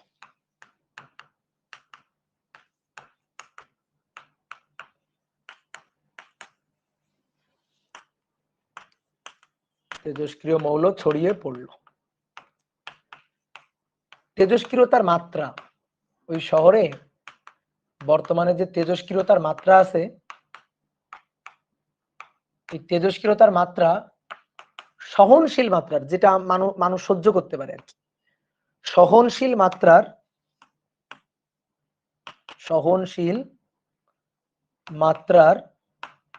64 গুণ, সহনশীল মাত্রার 64 গুণ। আমাদের এখন বের করতে বলছে যে 1 নম্বর, যে মৌলের তেজস্ক্রিয় মৌলের গড় আয়ুটা নির্ণয় করো, আর 2 নম্বর বলছে যে 50 দিন পর ওই শহরটা বসবাসের উপযোগী হবে কি, ওই শহরটি বসবাসের উপযোগী হবে কি। কোন একটা শহরে তেজস্ক্রিয় মৌল ছড়ায় পড়ছে, তো এই তেজস্ক্রিয় মৌল ছড়ায় পড়লে ওই শহরটা দীর্ঘদিন ধরে আর বসবাসের উপযোগী থাকবে না। কেন? কারণ তেজস্ক্রিয় মৌল যদি ছড়ায় পড়ে, তেজস্ক্রিয় মৌল হচ্ছে মানব শরীরের জন্য মারাত্মক ক্ষতিকারক, বিভিন্ন মনে করো স্কিন ক্যান্সার বা বিভিন্ন ধরনের জটিল জটিল রোগের কারণ হচ্ছে এই তেজস্ক্রিয় মৌল। তো এইগুলা যদি ছড়ায় পড়ে তাহলে ওই এলাকায় প্রাণী বসবাসের অনুপযোগী হয়ে যাবে। তো এই কারণে তাড়াতাড়ি কি করতে হবে, ওই এলাকা রেস্ট্রিক্টেড করে দিতে হবে, ওই এলাকায় কোনো মানুষ বসবাস করতে পারবে না। তো মনে করো যে কোনো একটা শহরের মধ্যে একটা কোনো কারণে একটা ফ্যাক্টরি কিছু একটা ছিল বা কোনো পাওয়ার প্ল্যান্ট ছিল, যেখান থেকে মনে করো তেজস্ক্রিয় মৌল পুরো শহরে ছড়াই পড়ছে। তো সেই শহরটা এখন আর বসবাসের উপযোগী নেই। কেন? কারণ তেজস্ক্রিয়তার যে সহনশীলতার মাত্রা, যেটা মোটামুটি মানুষ সহ্য করতে পারে বা প্রাণীর জন্য ক্ষতিকারক না, যে মাত্রাটা বর্তমানে ওই শহরে সেই মাত্রার তুলনায়, সহনশীল মাত্রার তুলনায় আরো 64 গুণ বেশি। তার মানে 64 গুণ সহনশীল মাত্রাই নেই, 64 গুণ বেশি তেজস্ক্রিয়তার মাত্রা, সহনশীল মাত্রার চেয়ে 64 গুণ বেশি। তাহলে এরকম যদি হয় তাহলে তো ওই শহর আর বসবাসের উপযোগী থাকবে না। যে মৌলটা ছড়াই পড়ছে সেই মৌলে অর্ধায়ু বলে দেওয়া আছে 20 দিন। তো প্রথম কোশ্চেনটা ফাও, প্রথম কোশ্চেনটা হচ্ছে গ নম্বর একটা প্রশ্ন দেওয়ার দরকার, তাই দেয়। তো কি বলছে, মৌলের গড় আয়ু কত বের করো। তো গড় আয়ুটাও বের করতে হবে, কিন্তু দেওয়া আছে অর্ধায়ু, দেওয়া আছে আমাদের অর্ধায়ু, টি হাফ দেওয়া আছে, যে T half that is 20 day. আমাদের তো লাগবে টাউ কত, তো আমরা তো জানি tau equal to 1 divided by lambda, আর গত ক্লাসে আমরা শিখছিলাম ল্যামডা মানে হচ্ছে ln 2 বাই টি হাফ, তাই না? ল্যামডা হচ্ছে ln 2 বাই টি হাফ। তাহলে এর উল্টাটা, ল্যামডা যদি হয় ln 2 বাই টি হাফ, তাহলে এর উল্টাটা অর্থাৎ টি হাফ বাই হবে ln 2। ঠিক আছে, তাহলে এবার আসো মান বসিয়ে দিই। তাহলে টি হাফের মান 20 ডে ডিভাইডেড বাই ln 2, তাহলে দেখি কত হয়, 20 ভাগ ln 2, তাহলে 28.85 এত ডে। এইটা হচ্ছে গড় আয়ু, গড় আয়ুটা হচ্ছে এটা, বের করলাম গড় আয়ু, 1 নম্বর শেষ। বলছে 50 দিন পর ওই শহরটি বসবাসের উপযোগী হবে কিনা, এটাই আসলে মূল ম্যাথ। অনেক সময় দেখবা ওই যে আমি গত ক্লাসে বলছিলাম, রং টং করলে, রুমে রং টং করলে রুমের কিছুদিন রুমে রঙের একটা ঝাঁঝালো গন্ধ থাকে, এবং এই সময় অনেক সময় চোখ টোক জ্বালা পোড়া করে। ঠিক আছে, এই যে আমি ইন্টেরিয়র ডিজাইন যখন করাইছিলাম তখন আমার অফিস রুমেই এরকম কিছুদিন মনে করো যে রুমে ঢুকলেই মানে চোখ জ্বালা পোড়া করতো। কেন? ওই যে রঙের ঝাঁঝালো গন্ধ, গ্যাস, এর জন্য। তো এখন আস্তে আস্তে দীর্ঘদিন ব্যবহারের ফলে এখন মোটামুটি চোখ জ্বালা পোড়াটা কমে গেছে। কেন? এখন আর অত বেশি ঝাঁঝালো গন্ধটা বা ঝাঁঝালো গ্যাসটা পাওয়া যায় না। ঠিক আছে, অত বেশি চোখ জ্বালা পোড়া করে না। তাহলে কি হচ্ছে, আস্তে আস্তে না তেজস্ক্রিয়তার মাত্রাটা কমতে থাকে। তো কমতে কমতে সহনশীল মাত্রায় যেদিন চলে আসবে সেদিন ওই শহরে আবার বসবাসের উপযোগী করা যাবে, ল্যাবরেটরি রুম আবার ব্যবহার করা যাবে। ঠিক আছে, এরকম আর কি বিভিন্ন টাইপের কোশ্চেন আসতে পারে। তাহলে আমরা ধরি 2 নম্বর, ধরি সহনশীলতার মাত্রা, সহনশীল মাত্রা তেজস্ক্রিয়ের যে সহনশীল মাত্রা, সেই মাত্রাটা ধরলাম ভাইয়া এক্স। তাহলে বর্তমানে সহনশীল মাত্রায় নেই, এটা হচ্ছে এক্স সহনশীল মাত্রা, বর্তমানে এই মাত্রায় নেই। তো বর্তমানে কি আছে, বর্তমানে আছে সহনশীল মাত্রার 64 গুণ, দ্যাট ইজ 64 এক্স। তাহলে এটা পূর্বে, এটা আদিতে মানে বর্তমানে আর কি। তাহলে এই যে বর্তমানে এটা হচ্ছে এন নট। এইবার ফিউচারে টি সময় পরে আস্তে আস্তে তেজস্ক্রিয়তার মাত্রা কমতে কমতে কমতে কমতে যেদিন তেজস্ক্রিয়তা সহনশীল মাত্রায় ফিরে যাবে, সেই সময় ভবিষ্যতের সেই সময়টা টি ইকুয়াল টু টি সময়, এটা হচ্ছে টি ইকুয়াল টু 0 সময়। তাহলে ভবিষ্যতের সেই টি ইকুয়াল টু টি সময়, সেই সময় সহনশীলতার মাত্রা যখন ফিরে পাবে, তখন নতুন করে আমরা ওই শহরে আবার বসবাস করতে পারবো, নতুন করে ওই শহরটা আবার বসবাসের উপযোগী হয়ে যাবে। কি কথা বুঝছো? ক্লিয়ার? তাহলে এইবার আসো আমরা হিসাব নিকাশ করে এই টি এর মানটা বের করতে চাই, যে কত বছর পর এটা হবে, কত দিন পর এটা হবে। মাত্রা বর্তমানে তেজস্ক্রিয়তার মাত্রা 64 গুণ, আস্তে আস্তে কি হবে, এই মাত্রাটা কমবে, মাত্রাটা কমে ধরো 61 গুণ হবে, 60 গুণ হবে, 50 গুণ হবে, 40 গুণ হবে, 30 গুণ হবে, 8 গুণ হবে, 4 গুণ হবে, 2 গুণ হবে, 1 গুণ হবে। যেদিন 1 গুণ হবে সেদিন মনে করো ওই শহর খুলে দেওয়া যাবে, ওই শহরে লোকজন যাবে। অনেক কথা, ভাই তারপরে তো আরো কমবে। হ্যাঁ, তারপরে তো আরো কমলে তো আরো ভালো, সহনশীল মাত্রার চেয়ে তেজস্ক্রিয়তার মাত্রা যদি কমে যায় তাহলে তো আরো ভালো, কিন্তু আমার দেখতে হবে সহনশীল মাত্রায় কবে পৌঁছাবে। তাহলে ম্যাথ শেষ। এটা যদি, এটাকে যদি আমি বলি এন নট, দেন এটা তাহলে এন, তাহলে এন নট থেকে এনে যাইতে কত সময় লাগবে। তো আমরা গত ক্লাসে দেখছি N equal to N naught E to the power minus lambda টি। এবার আমরা এখানে মানটা বসাই দিব, কাজ শেষ। ঠিক আছে, তাহলে এন এর মানটা কত, এক্স, এন নট এর মানটা কত, 64 X, E to the power minus lambda টি। তাহলে এক্স আর এক্স কাটাকাটি, তাহলে 64 কে এ পাশে নিয়ে আসলে 1/64, তারপরে E to the power minus lambda T. আমার বের করতে হবে এই টিটা কত, যে কতদিন পর আবার ব্যবহারের উপযোগী হবে। তাহলে লন মানে ই কে সরাই নিতে হবে, তাহলে লন 1/64, এবার মাইনাস ল্যামডা। তো ল্যামডা তুমি আলাদা করে বের করে আনতে পারো, কিন্তু আমি অত কাজ করবো না, আমি একবার করবো ln 2/t হাফ। তো ln 2/t হাফ ওই যে দেওয়া আছে 20 ডে, আমি 20 ডে এককে নিচ্ছি, তাহলে এই টিটাও আমি ডে এককেই পাবো। তাহলে এখান থেকে টি হিসাব করে দেখো 120 দিন আসবে, 120 ডে, এতদিন আসছে। তাহলে 50 দিন পর বসবাসের উপযোগী হবে কিনা? উত্তর হচ্ছে না। ইন্টিগ্রেশন দিয়ে করা যাবে কিনা? ইন্টিগ্রেশন দিয়ে তো আমরা সূত্র বানাইছি, ইন্টিগ্রেশন দিয়ে করা যাবে কিনা? একজন বলছে ইন্টিগ্রেশন দিয়ে করা যাবে। আরে ভাই n = n naught E to the power minus lambda T, এটা তো আমরা ইন্টিগ্রেশন করে বানাইছি। তো সূত্র বানায় তো লাভ, মানে লাভ কি হইলো? আমরা ইন্টিগ্রেশন করে ডেরিভেশনের মাধ্যমে সূত্র বানাইলাম, ম্যাথ যখন করব তখন রেডিমেড সূত্রগুলো দিয়ে করব। আমি যদি ম্যাথ করার সময় আবার ইন্টিগ্রেশন করি তাহলে এটা তো মুশকিল, এটা তো মানে মনে করো যে খুবই মনে করো বোকামি হবে। 50 দিন পর ওই শহরটা বসবাসের উপযোগী হবে কি? উত্তর হচ্ছে না, মিনিমাম 120 দিন লাগবে, যে না হবে না। তাহলে মিনিমাম 120 দিন লাগবে, 120 দিন পর ওই শহর খুলে দেওয়া হবে। কি কথা বুঝছো? হয়ে গেল, শেষ। তোমরা আমাকে একটা জিনিস বলো তো, হ্যাঁ না কমেন্ট করে জানাবা, এই সূত্রটা আমি তোমাদের দেখাইছি কিনা, a = a naught E to the power minus lambda T. আমার আসলে খেয়াল নাই আমি গত ক্লাসে এই সূত্রটা দেখাইছি কিনা। ঠিক আছে, এটা একটু হ্যাঁ না দিয়ে বলবা। না, ওকে ঠিক আছে। এবার শোনো, আমাদের হয়েছে তো, চেঞ্জ করলাম। আমাদের বোর্ড বইতে একটাই মাত্র সূত্র আছে, সেই সূত্রটা n = n naught E to the power minus lambda T. এইবার শোনো, এই n এর পরিচয় হচ্ছে অক্ষত পরমাণুর সংখ্যা, পরমাণুর সংখ্যা। এই n নটের পরিচয় হচ্ছে আদিতে পরমাণুর সংখ্যা, আদি শুরুতে, যখন থেকে টাইম কাউন্ট করা হচ্ছে সেই টাইমের শুরুতে n নট, অর্থাৎ এই টি সময় শেষে এটা আর এই টি সময় পূর্বে এটা। তো এটা তো পরমাণুর সংখ্যা ছিল। এবার কথা হচ্ছে অনেক সময় না পরমাণু সংখ্যা দেওয়া থাকবে না, কখনো দেওয়া থাকবে ভর সংখ্যা, কখনো ভরের কথা বলে দেওয়া থাকবে, কখনো মনে করো যে বলবে মোল সংখ্যা, যে আদিতে ছিল 10 মোল, এখন মনে করো 10 দিন পর কত মোল, বা মনে করো আদিতে ছিল পরিমাণ ছিল 50 গ্রাম, এখন অক্ষত অবশিষ্ট কত গ্রাম, এরকম বলতে পারে। তো তখন যদি আমাদের হিসাব নিকাশ করতে হয়, তো তখন এই সূত্র অনেকে ব্যবহার করতে চাইবে না, যে ভাই এটা পরমাণু সংখ্যা বলছে, আমি ভরের ক্ষেত্রে কেন এটা খাটাবো, আমি মোল সংখ্যা বললে কেন এটা খাটাবো। তেজস্ক্রিয়তার হার যদি বলে দেয়, ধরো তেজস্ক্রিয়তার হার, রেট, ক্ষয়ের হার, এটা অনেক সময় বলে দিল যে আদিতে সক্রিয়তার রেট ছিল এত, তাহলে টি সময় পরে সক্রিয়তার বা তেজস্ক্রিয়তার রেট কত হবে, এরকম যদি বলে, তো তখন অনেক মনে করতে ভাই আমি এই সূত্র কেন খাটাবো। আসলে এই সূত্র তো তখন খাটানো উচিত না, কিন্তু আমাদের বোর্ড বইতে সব জায়গায় এই সূত্র ব্যবহার করছে। এইবার আসো, আমরা এই সূত্রের অনেকগুলো ফরম্যাট বের করব, দেখবো ফরম্যাট সবগুলো একই, কিন্তু সূত্রগুলো এটা মোটামুটি একটু করে চেঞ্জ হবে।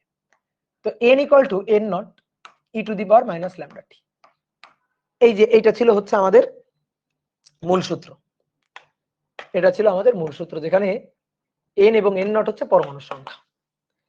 এবার আমরা কেমিস্ট্রিতে, পুরো কেমিস্ট্রি হচ্ছে একটা সূত্রের উপর দাঁড়ানো।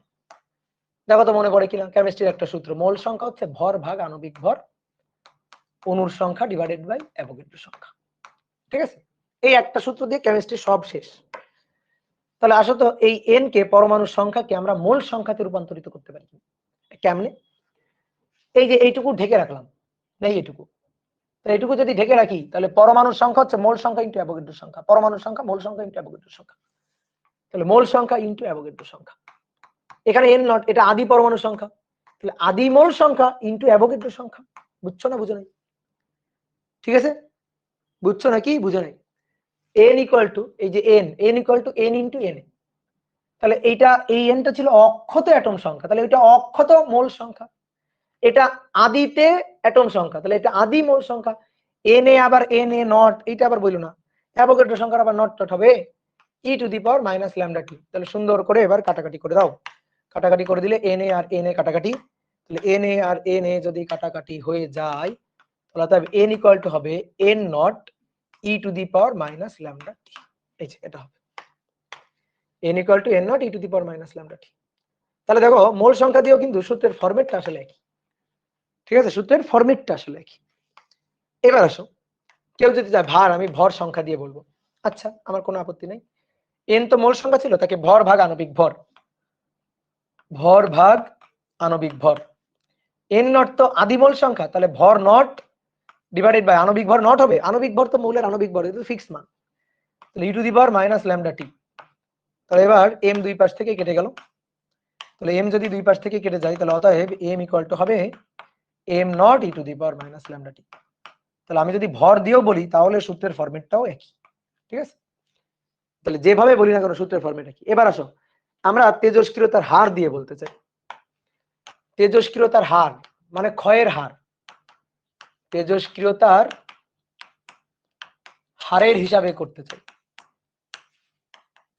তেজস্ক্রিয়তার হারের হিসাবে করতে চাই, হারের হিসাবে।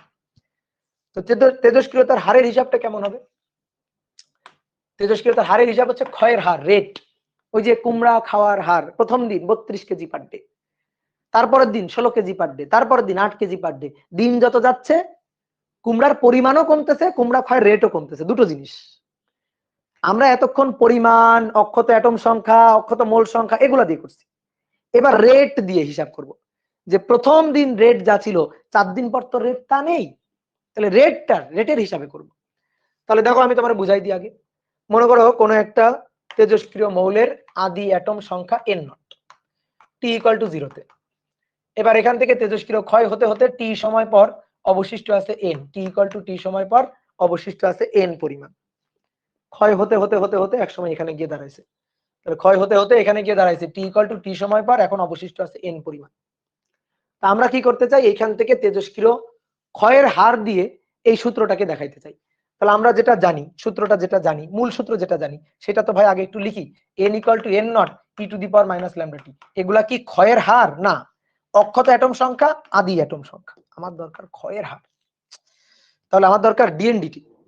যে কোনো সময়ের তেজস্ক্রিয় ক্ষয়ের হার ওই সময়ের অক্ষত পরমাণু সংখ্যার সমানুপাতিক, তাই না?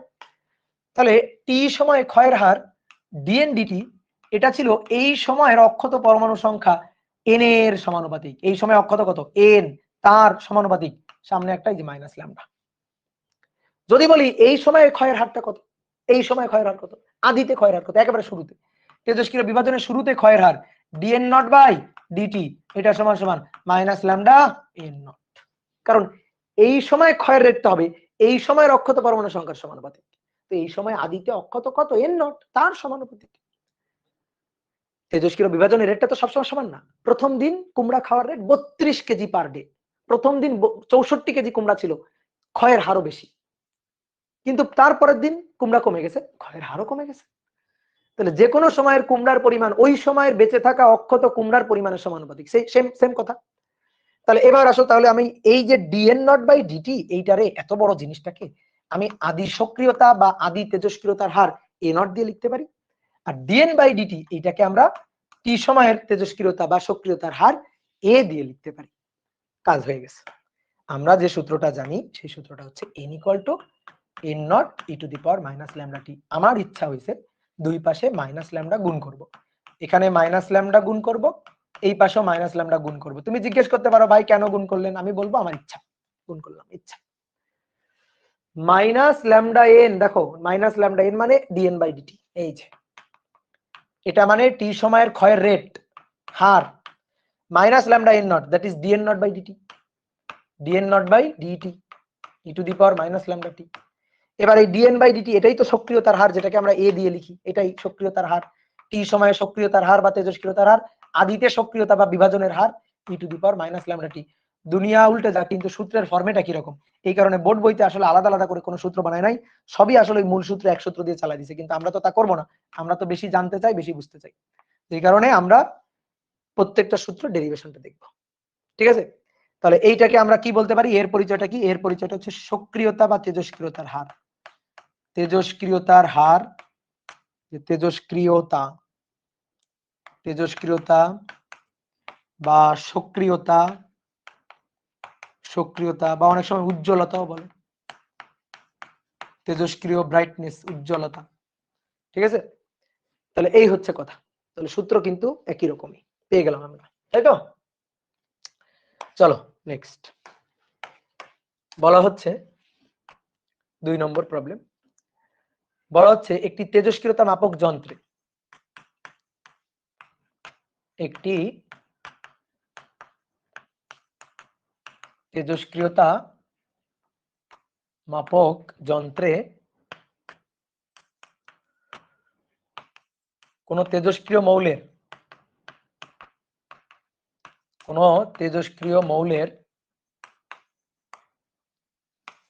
সক্রিয়তা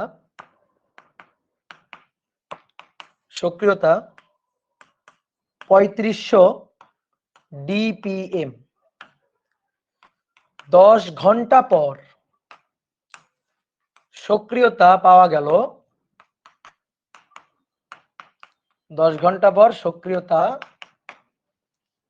পাওয়া গেল 2000 ডিপিএম। তাহলে 1 নম্বর কোশ্চেন, যে ওই মৌলের অর্ধায়ু ও গড় আয়ু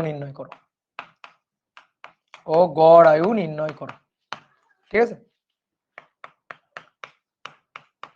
আরো 12 ঘন্টা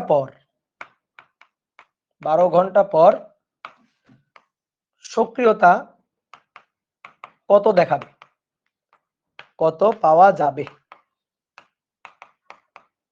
সক্রিয়তা কত পাওয়া যাবে। খুবই সুন্দর ম্যাথ।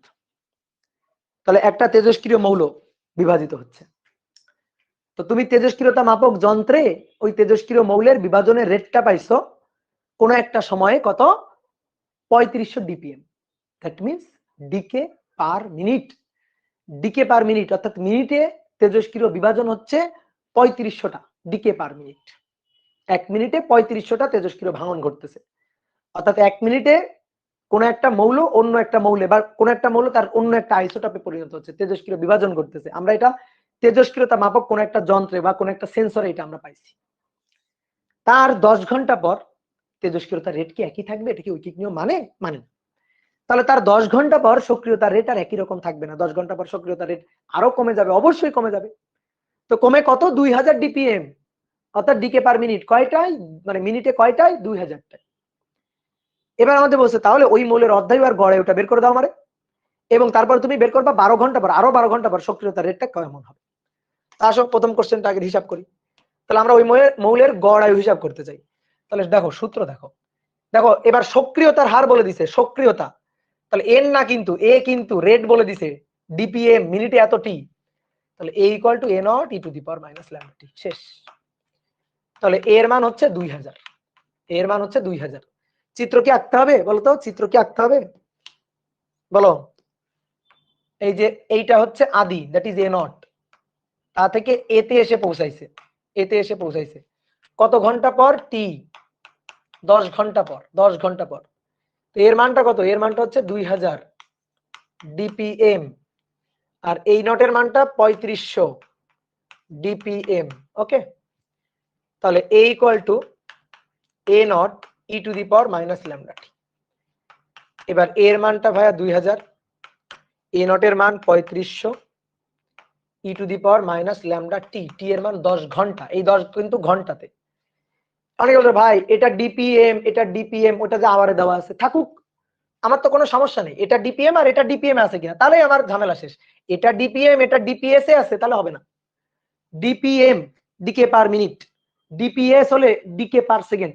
যদি দুটো দুই রকম থাকতো তখন আমি ঝামেলায় পড়ে যেতাম। কারণ এই দেখো এ আর এ নটের, দেখো প্রথম অধ্যায়ে আমরা শিখছিলাম এরকম জিনিস, যে এখানে এ আর এ নটের মাত্রা একক হবে একই জাতীয় রাশি, আর এই ল্যামডা টি এর গুণফলের কোনো মাত্রা থাকবে না, অর্থাৎ টি যা হবে ল্যামডা হবে তার বিপরীত রাশি। বুঝতে পারছো? এই জিনিসটা মাথায় রাখি।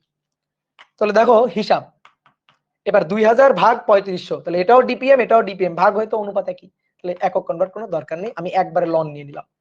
তাহলে উপরে 2000, নিচে 3500, তাহলে ই চলে গেছে মাইনাস ল্যামডা, এখান থেকে পাবো আমি ল্যামডা, এখান থেকে পাবো ল্যামডা, এবং ল্যামডাটা কোন এককে পাবো, এই টিটা হচ্ছে 10 আওয়ার এককে, তাহলে ল্যামডা পাবো আওয়ার ইনভার্স লন 2000 ভাগ 3500, এটা ভাগ -10, তাহলে এটার মান পাবো 0 পয়েন্ট, ক্যালকুলেটর থেকে ডাটা ডিলিট করবা না, 0.05596 এত পার আওয়ার, এইটা পাবো এত পার আওয়ার। এবার কি বের করতে হবে, এবার বের করতে হবে হচ্ছে গড় আয়ু আর অর্ধায়ু।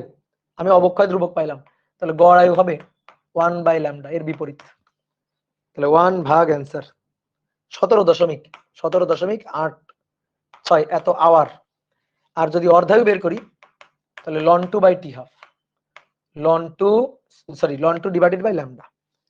ঠিক আছে, ln 2 ডিভাইডেড বাই ল্যামডা, তাহলে ln 2 ভাগ অ্যান্সার, তাহলে 12.86 38 আওয়ার। ওকে, এইবার আসো কি বলছে দেখি। 2 নম্বর বলছে আরো 12 ঘন্টা পর, তার মানে এর আরো 12 ঘন্টা পর, এর আরো 12 ঘন্টা পর, আরো 12 ঘন্টা। তাহলে আরো 12 ঘন্টা মানে এখানে আরো 12 ঘন্টা, 12 আওয়ার। তাহলে যদি এইটারে আমি T0 ধরি, তাহলে এর সাপেক্ষে এই টিটা হচ্ছে 10 আর 12 যোগ করে টোটাল 22 আওয়ার, টোটাল 22 আওয়ার পর। তাহলে 22 আওয়ার পর এর মানটা নতুন করে আবার কত হবে, এই যে এর মানটা 22 আওয়ার পর। তাহলে তুমি যদি 22 আওয়ার নিয়ে কাজ করো, তোমার আদি হচ্ছে এ নট, এটা দুই ভাবে করা যায়।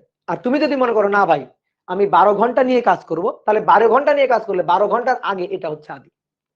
তো তুমি দুই ভাবে করতে পারো, দুই ভাবে করা যায়। তাহলে আমাদের বলছে এ কত, আচ্ছা তাহলে এ হিসাব করব, A equal to A naught E to the power minus lambda টি। তাহলে ভালো করে দেখো, বোর্ডে দেখো, এ নট যদি তুমি নাও 2000 DPM, 2000 e to the power minus lambda, তো ল্যামডা মানে হচ্ছে ln two by t half, একবার লিখে দিয়ে আসো, ln two divided by t half, কই টি হাফ হচ্ছে 12.38 গুণ হচ্ছে টি। তো টি কত, টি হচ্ছে 12 আওয়ার। তুমি যদি এইটারে আদি নাও, তাহলে এখান থেকে এই পর্যন্ত সময় কিন্তু 12 ঘন্টা, তাহলে এটা 12 আওয়ার, 12 আওয়ার, ঠিক আছে, 12 আওয়ার।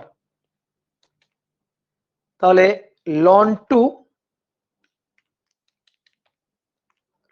টু ভাগ অ্যান্সার গুণ 12 গুণ -1 ই টু দি পাওয়ার অ্যান্সার যা হবে তার সাথে 2000 গুণ। তাহলে 1021.84 ডিপিএম এটা। আর কেউ যদি মনে করো না ভাই আমি এভাবে করব না, আমি A equal to A naught E to the power minus lambda t, A নটের জায়গায় বসাবো 3500, বসাও, আমার কোনো আপত্তি নেই। তো ভাই ওইটারে যদি তুমি 3500 বসাও, তাহলে তুমি এখানে সময়টা ln two by t half আগে বসাই, সময়টা এই যে সময়টা, এই সময়টা 12 ঘন্টা বসাইতে পারবো না, বসাইতে হবে 22 ঘন্টা। মানে এটা আদি হলে এখান থেকে সময় 22 ঘন্টা। তাহলে দেখি আমি তোমাদের সামনে করতেছি, দেখি তো। তাহলে লন টু এটা ভাগ 12.38, এটা গুণ 22 গুণ -1 ই টু দি পাওয়ার অ্যান্সার গুণ হচ্ছে 3500, দেখি 1121.28, তাই সরি 1021 পয়েন্টের পরে একটু এদিক ওদিক হইতে পারে, ওটা নিয়ে ব্যাপার না, আমার ঠিকই আছে, কারণ আমি ক্যালকুলেটর থেকে ডাটা ডিলিট দিই নাই, এত ডিপিএম। তো যেভাবে করা যায় কিনা সেম হবে। তাহলে এই হিসাবগুলো বুঝিও, হ্যাঁ, যে ভাই কোন ভাবে করবে, এক এক জায়গা দেখবে এক এক ভাবে করা আছে, তুমি বুঝবা, তুমি বুঝে তোমার মতো করে করবা। এবার আসো একটা সুন্দর প্রবলেম সলভ করবো আমরা। প্রবলেম 3 নম্বর বলা হচ্ছে মহেস্থানগড় খননের সময়, বগুড়ার মহেস্থানগড়, যারা বগুড়ার আছে হাত তোলো। মহেস্থানগড় খননের সময় একটি কাঠের টুকরা পাওয়া গেল, একটি কাঠের টুকরা পাওয়া গেল, ল্যাবে নিয়ে টেস্ট করে দেখা গেল, ল্যাবে নিয়ে টেস্ট করে দেখা গেল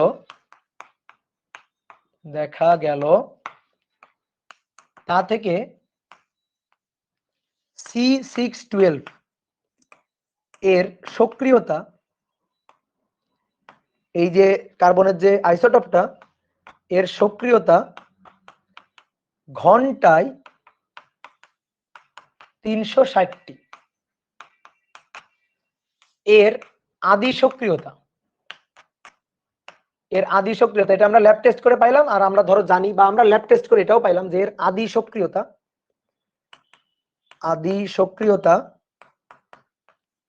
936 ডিপিএইচ, আদি সক্রিয়তা 936 ডিপিএইচ, এবং অর্ধায়ু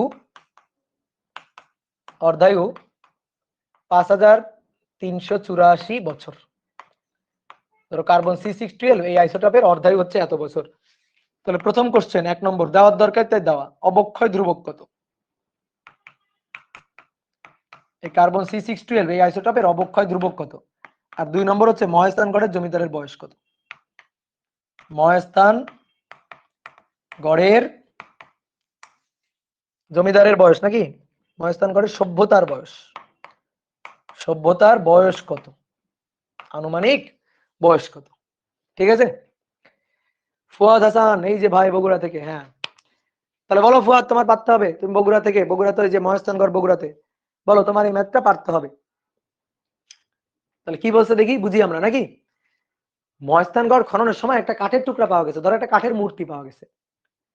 তো এই মূর্তি মাটির নিচে পড়েছিল, চাপা পড়েছিল, এটা একটা মনে করো যে পুরাতাত্ত্বিক নিদর্শন। তো এরকম বিভিন্ন ধরনের পুরাতাত্ত্বিক নিদর্শন অনেক সময় খননের সময় পাওয়া যায়। পাওয়ার পরে এইগুলা ওই বিজ্ঞানীরা বা প্রত্নতাত্ত্বিক যারা গবেষক তারা ল্যাবে নিয়ে যায়, ল্যাবে নিয়ে ল্যাব টেস্ট করে, ল্যাব টেস্ট করে তারপরে তারা মতামত দেয় যে এটা এত বছর আগের, এটা এই আমলের, এরকম তারা হিসাব নিকাশ করে বলে। বা বিভিন্ন দেখবা যে জীবাশ্ম বা বিভিন্ন প্রাণীর ফসিল যেগুলা পাওয়া যায়, যেগুলা মনে করো যে বাংলাদেশে এরকম জাদুঘর তেমন নাই, তবে ইউরোপিয়ান কান্ট্রি গুলাতে বিভিন্ন জায়গায় এরকম কিছু জাদুঘর আছে যেখানে ডাইনোসরের মনে করো জীবাশ্ম বা অন্যান্য বিলুপ্ত প্রাণী যে প্রাণীগুলো আছে, বিলুপ্ত প্রায় যে প্রাণীগুলো আছে সেই প্রাণীগুলার জীবাশ্ম রাখা হয়েছে এবং ওখানে লেখা আছে এই জীবাশ্ম এত বছর আগের, এত হাজার বছর আগের, এত মিলিয়ন বছর আগের, এরকম লেখা আছে। তো এইসব এইসব এই যে মানে কিভাবে হিসাব নিকাশ করে এইসব পুরাতাত্ত্বিক নিদর্শন বা জীবাশ্ম ফসিল গুলা এরা কত বছর আগের, এরা কিভাবে হিসাব নিকাশ করে বলে। তো এই হিসাব নিকাশ করার একটা মনে করো এক্সপেরিমেন্টাল প্রসেস হচ্ছে কার্বন ডিটেকশন প্রসেস। মানে আমরা এই তেজস্ক্রিয় ক্ষয়ের সূত্র অবজারভেশন করে আমরা কোনো একটা পুরাতাত্ত্বিক নিদর্শন সেটা কত বছর আগে সেটা আমরা ল্যাব টেস্ট করে বলে দিতে পারি। তো এরকমই একটা এক্সপেরিমেন্টাল ম্যাথ আমরা করছি।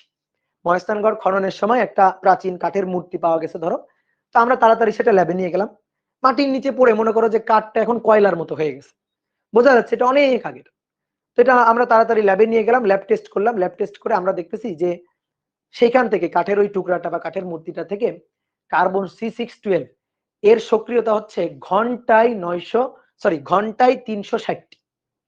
অর্থাৎ কার্বন C612 এর সক্রিয়তা পাওয়া যাচ্ছে, তেজস্ক্রিয়তার হার পাওয়া যাচ্ছে। ধরো এটা হচ্ছে কাঠের টুকরাটা, এটা কাঠের টুকরা, তো এই কাঠের টুকরাটা থেকে ঘন্টায় পাওয়া যাচ্ছে 360টি। কি ঠিক আছে, ঘন্টায় পাওয়া যাচ্ছে কত, 360টি, আগে লিখিও না, হ্যাঁ 360টি পাওয়া যাচ্ছে। তো এটা এ হবে নাকি এ নট হবে আমি হয়তো জানি না, এ হবে নাকি এ নট হবে জানি না, এটা পাওয়া গেছে এত ডিপ। ওকে, এবার তারপরে আমাদের বলতেছে এর আদি সক্রিয়তা। তাহলে এবার শোনো, ভালো করে শোনো। এটা মাটির নিচে চাপা পড়েছিল, আর আজকে মাটির নিচে চাপা পড়ে থাকার অনেক অনেক অনেক অনেক বছর পর তুমি এটাকে টেনে উঠাইছো, মাটির নিচ থেকে টেনে উঠাইছো, এটাকে টেনে উঠাইছো। যখন মাটির নিচ থেকে টেনে উঠাইছো তাড়াতাড়ি ল্যাবে নিয়ে গেছো, ল্যাবে নিয়ে যাওয়ার পরে ল্যাব টেস্ট করছো, ল্যাব টেস্ট করে তুমি পাচ্ছ এটা থেকে কার্বন নিঃসরণের হার, কার্বন C612 এই আইসোটোপের সক্রিয়তার হার ঘন্টায় 360টি, তার মানে 360 DPH। এবার আদি সক্রিয়তা, যে ভাই আদি সক্রিয়তা আপনি বুঝলেন কেমনে, এই যে আদি সক্রিয়তা লিখে দিয়েছেন 936 DPH, এটা বুঝলেন কেমনে, আদিতে কেমনে কার্বন C612 এর তেজস্ক্রিয় ভাঙনের হারটা ঘন্টায় 936 ছিল, এটা আপনি বুঝলেন কেমনে। এটা বোঝার জন্য কি আপনি ওই যে মহাস্থানগড়ের মনে করো যে জমিদাররা যখন ছিল তখন গিয়ে হিসাব টিসাব করে রাখছিলেন? না। তাহলে আমরা হিসাব করে রাখি না, তা আমরা হিসাবটা করলাম কেমনে? কার্বন মনে করো এখন একটা জীবন্ত গাছ, তুমি এটা তো ল্যাব টেস্টে এমনি তুমি করতে পারবা, বাইরে যাবা, বাইরে গিয়ে একটা গাছ কাটবা, গাছ কেটে একটা গাছের একটা টুকরা নিবা, একটা স্যাম্পল নিবা, নিয়ে ওইটা গিয়ে ল্যাবে নিয়ে টেস্ট করবা, ওইটা একটা জীবন্ত গাছ। এবার এরকম একটা জীবন্ত গাছ সেটা মাটির নিচে পড়ে পড়ে পড়ে পড়ে চাপা খেয়ে খেয়ে আজকে তেজস্ক্রিয়তা মনে করো যে ক্ষয় কমতে কমতে রেটটা এসে এখানে 360 দাঁড়াইছে। তাহলে যখন মনে করো যে ওই আমলে ব্ল্যাক এন্ড হোয়াইটে চলে যাও, যখন আর কি এই কাঠের টুকরাটা, কাঠের মূর্তিটা যখন গাছ কেটে তৈরি করা হয়েছিল তখন আদি সক্রিয়তা কত ছিল? বর্তমানে একটা জীবন্ত গাছের এখন কার্বন C612 এর সক্রিয়তা যা তাই ছিল। আমি কি করলাম, মনে করো বাইরে গেলাম, বাইরে গিয়ে একটা গাছ কাটলাম, গাছ কেটে একটা টুকরা নিয়ে আসলাম, জীবন্ত গাছের একটা টুকরা নিয়ে আসলাম, সেটা এনে ল্যাবে টেস্ট করলাম। তাহলে ওই টুকরাটা থেকে আমি কার্বনের আদি সক্রিয়তা পাবো, আদি সক্রিয়তার মানটা পাবো। ধরো সেই আদি সক্রিয়তার মানটা এইভাবে পাওয়া গেছে 936 DPH, এটা তোমার প্রশ্নে বা উদ্দীপকে বলে দেওয়া আছে যে কোনো না কোনো ভাবে আমরা এটা জানি বা পাইছি। তাহলে ওই যে আদিতে যখন এই গাছটা কেটে কাঠের মূর্তিটা বানানো হয়েছিল সেই সময়ে সক্রিয়তার রেটটা A নট, এইটাই হচ্ছে 936 DPH।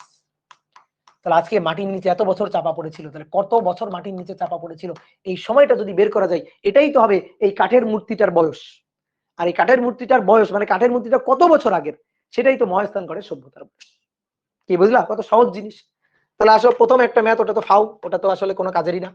ঠিক আছে, কি বলছে, অবক্ষয় ধ্রুবক কত, অবক্ষয় ধ্রুবক ল্যামডা, ল্যামডা হচ্ছে ln 2/t½ তো সবকিছু দেওয়া আছে, এখানে মান বসাই দিবা, তাহলে হয়ে যাবে। একক কনভার্ট করার কোনো দরকার নেই, একক কনভার্ট করবো না, তোমার t½ যে এককে ল্যামডা আসবে তার ইনভার্স একক, এটা বছর আছে বছরই থাকবে, 5384 বছর এটা ইয়ার, তাহলে এটার ইয়ার ইনভার্স হয়ে যাবে। তাহলে আসো, যেহেতু করেই ফেলছি তাহলে আর বাদ রাখবো কেন, ln 2 ভাগ 5384, তাহলে অবক্ষয় ধ্রুবকের মানটা হবে, সায়েন্টিফিক মোডে লিখবো 1.28 ইন্টু 10⁻⁻⁴ এত পার ইয়ার। ঠিক আছে, এত পার ইয়ার। এইবার আসো, এইবার মহাস্থানগড়ের সভ্যতার বয়স মানে এই কাঠের টুকরা কত বছর আগে সেটাই তো হয়ে গেছে already math, a = a0 e⁻⁻λt। তো না, এর মান বর্তমান 360 আর আদিতে 936 e⁻⁻λt। তাহলে ল্যামডা টি আপাতত রাখি, টিটা বের করতে চাই, তাহলে ln 360 936 সমান সমান মাইনাস ল্যামডা। তো ল্যামডার মান তো পেয়ে গেছো, তো পেয়ে গেলে এটা বসায় দাও, আর যদি না পাইতা তাহলে বের করে নিতা 10⁻⁻⁴ ইন্টু টি, এটা কিন্তু পার ইয়ারে, তাহলে টি আসবে কিন্তু ইয়ারে। ঠিক আছে, ইউনিট কনভার্ট করার কোনো দরকার নেই, গত ক্লাসে বলছিলাম e⁻⁻λt, টি যে এককে থাকবে ল্যামডা হবে তার ইনভার্স এককে, কাটাকাটি হয়ে কোনো দামে না, তাহলে এই কারণে আমরা ইউনিট কনভার্ট করব না। তাহলে এখান থেকে ln উপরে 360 নিচে 936, ঠিক আছে, ভাগ 1.28 এক্সপোনেনশিয়াল ফাংশন -4, তাহলে 77464.93 এত ইয়ার। ঠিক আছে, কারো যদি মনে করো পয়েন্টের পরে এদিক ওদিক হয়, তাহলে তার এদিক ওদিক হওয়ার কারণ হচ্ছে তুমি হিসাব নিকাশ করার সময় তুমি ক্যালকুলেটর থেকে ডাটা ডিলিট দিছো, এটাই হচ্ছে হিসাব নিকাশ। আচ্ছা, আমারই হইতে পারে, কারণ আমি তো এই ডাটাটা পরে তুলছি, নাকি আমি অ্যান্সার দিয়ে ভাগ দিছি, অ্যান্সার দিয়ে ভাগ দিব, ln 2 না, আমি অ্যান্সার দিয়ে ভাগ দিছি 5384, তাহলে ln 360 ভাগ 936, ক্যালকুলেটর থেকে ডাটা ডিলিট দিবে না, তাহলে কিন্তু অ্যান্সারটা ঠিকঠাক আসবে না পুরা, ভাগ অ্যান্সার।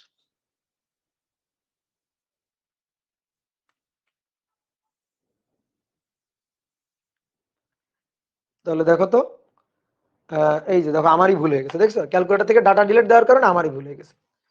এই যে 7421 পয়েন্ট, এই কাজ করবে না কিন্তু, তাহলে কিন্তু মার্ক দিবে না।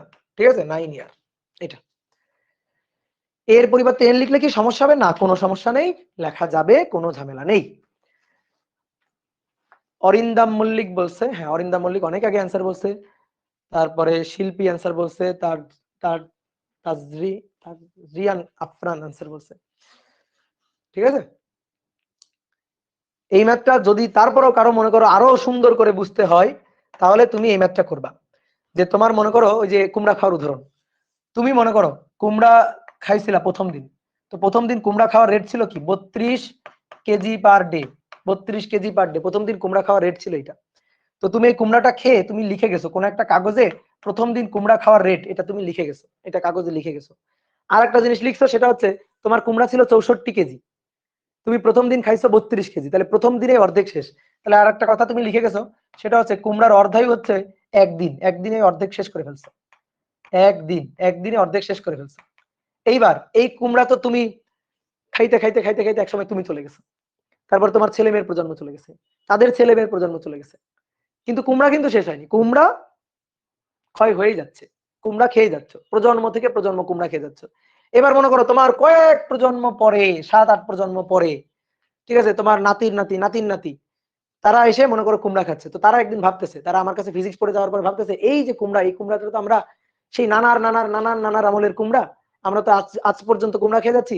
তো আজকে ধরো কোনো একদিন তারা যেদিন হিসাব করতেছে, সেই দিন তাদের কুমড়া খাওয়ার রেট, সেই দিন তাদের কুমড়া খাওয়ার রেট 0.0000000 ধরো 4 এত কেজি পার ডে। ঠিক আছে, এত কেজি পার ডে, ওই দিন তাদের কুমড়া খাওয়ার রেট হচ্ছে এটা।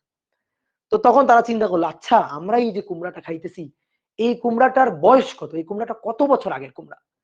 তখন মনে করো যে তোমার ওই যে নাতির নাতি হ্যাঁ, মানে 7 প্রজন্ম পরে তোমার বংশধর, তারা উঠে গিয়ে সিন্দুক খুলে এই কাগজটা বের করে ফেলছে। সিন্দুক খুলে এই কাগজটা বের করে দেখতেছে এই যে আদি সক্রিয়তার রেট আমার নানার নানা লিখে গেছিল যে 32 কেজি পার ডে, আর অর্ধায়ু হচ্ছে একদিন। তাহলে আজকে কতদিন পর কুমড়ার এই অবস্থা হয়েছে, কুমড়া ক্ষয় হয়ে কুমড়া এখন এত কেজি পার ডে তে এসে দাঁড়াইছে। তাহলে এই যে সময়টা বের করবা, এটা T0 থেকে শুরু করে এই যে টি সময় পর কবে এসে তেজস্ক্রিয়তার ক্ষয় এটা চলে আসছে। অর্ধায়ু পেয়ে গেছো, অর্ধায়ু থেকে তুমি ল্যামডাও পেয়ে যাবা। তাহলে এখান থেকে হিসাব করে এই কুমড়ার বয়সটা বের করবা, যেটা কুমড়ার বয়স সেটাই আসলে মহেস্থানগড়ের সভ্যতার বয়স, একই জিনিস। বুঝতে পারছো? প্র্যাকটিক্যালি তো এটা পসিবল না। কেন পসিবল না? প্র্যাকটিক্যালি কুমড়া খাইতে থাকবা, মাইক্রোস্কোপের নিচে দিয়ে কুমড়া খাইতে থাকবা, মাইক্রোস্কোপের নিচে দিয়ে ভাগ করে করে অর্ধেক অর্ধেক করে কুমড়া খাবা। ঠিক আছে? ওকে, ক্লিয়ার? তাহলে এবার চলো নেক্সট সামনে আগাই আমরা। তো এবার আমরা একটু অন্য ধাঁচের প্রবলেম সলভ করব। ঠিক আছে? ও তার আগে আরেকটা প্রবলেম একটু সলভ করি, একটা সৃজনশীল কোশ্চেন সলভ করি। এটা কত নম্বর হবে? 4 নম্বর হবে মেবি। 4 বলা হচ্ছে এ ও বি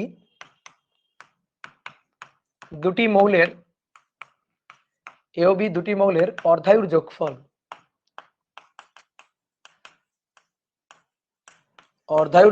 15 বছর। অর্ধায়ুর যোগফল 15 বছর। এর অর্ধায়ু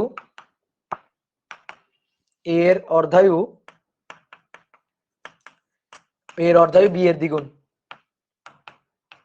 দ্বিগুণ। এর অর্ধায়ু বি এর দ্বিগুণ। কোশ্চেন নম্বর 1, বি এর গড় আয়ু নির্ণয় করো। আর কোশ্চেন নম্বর 2, কোনটির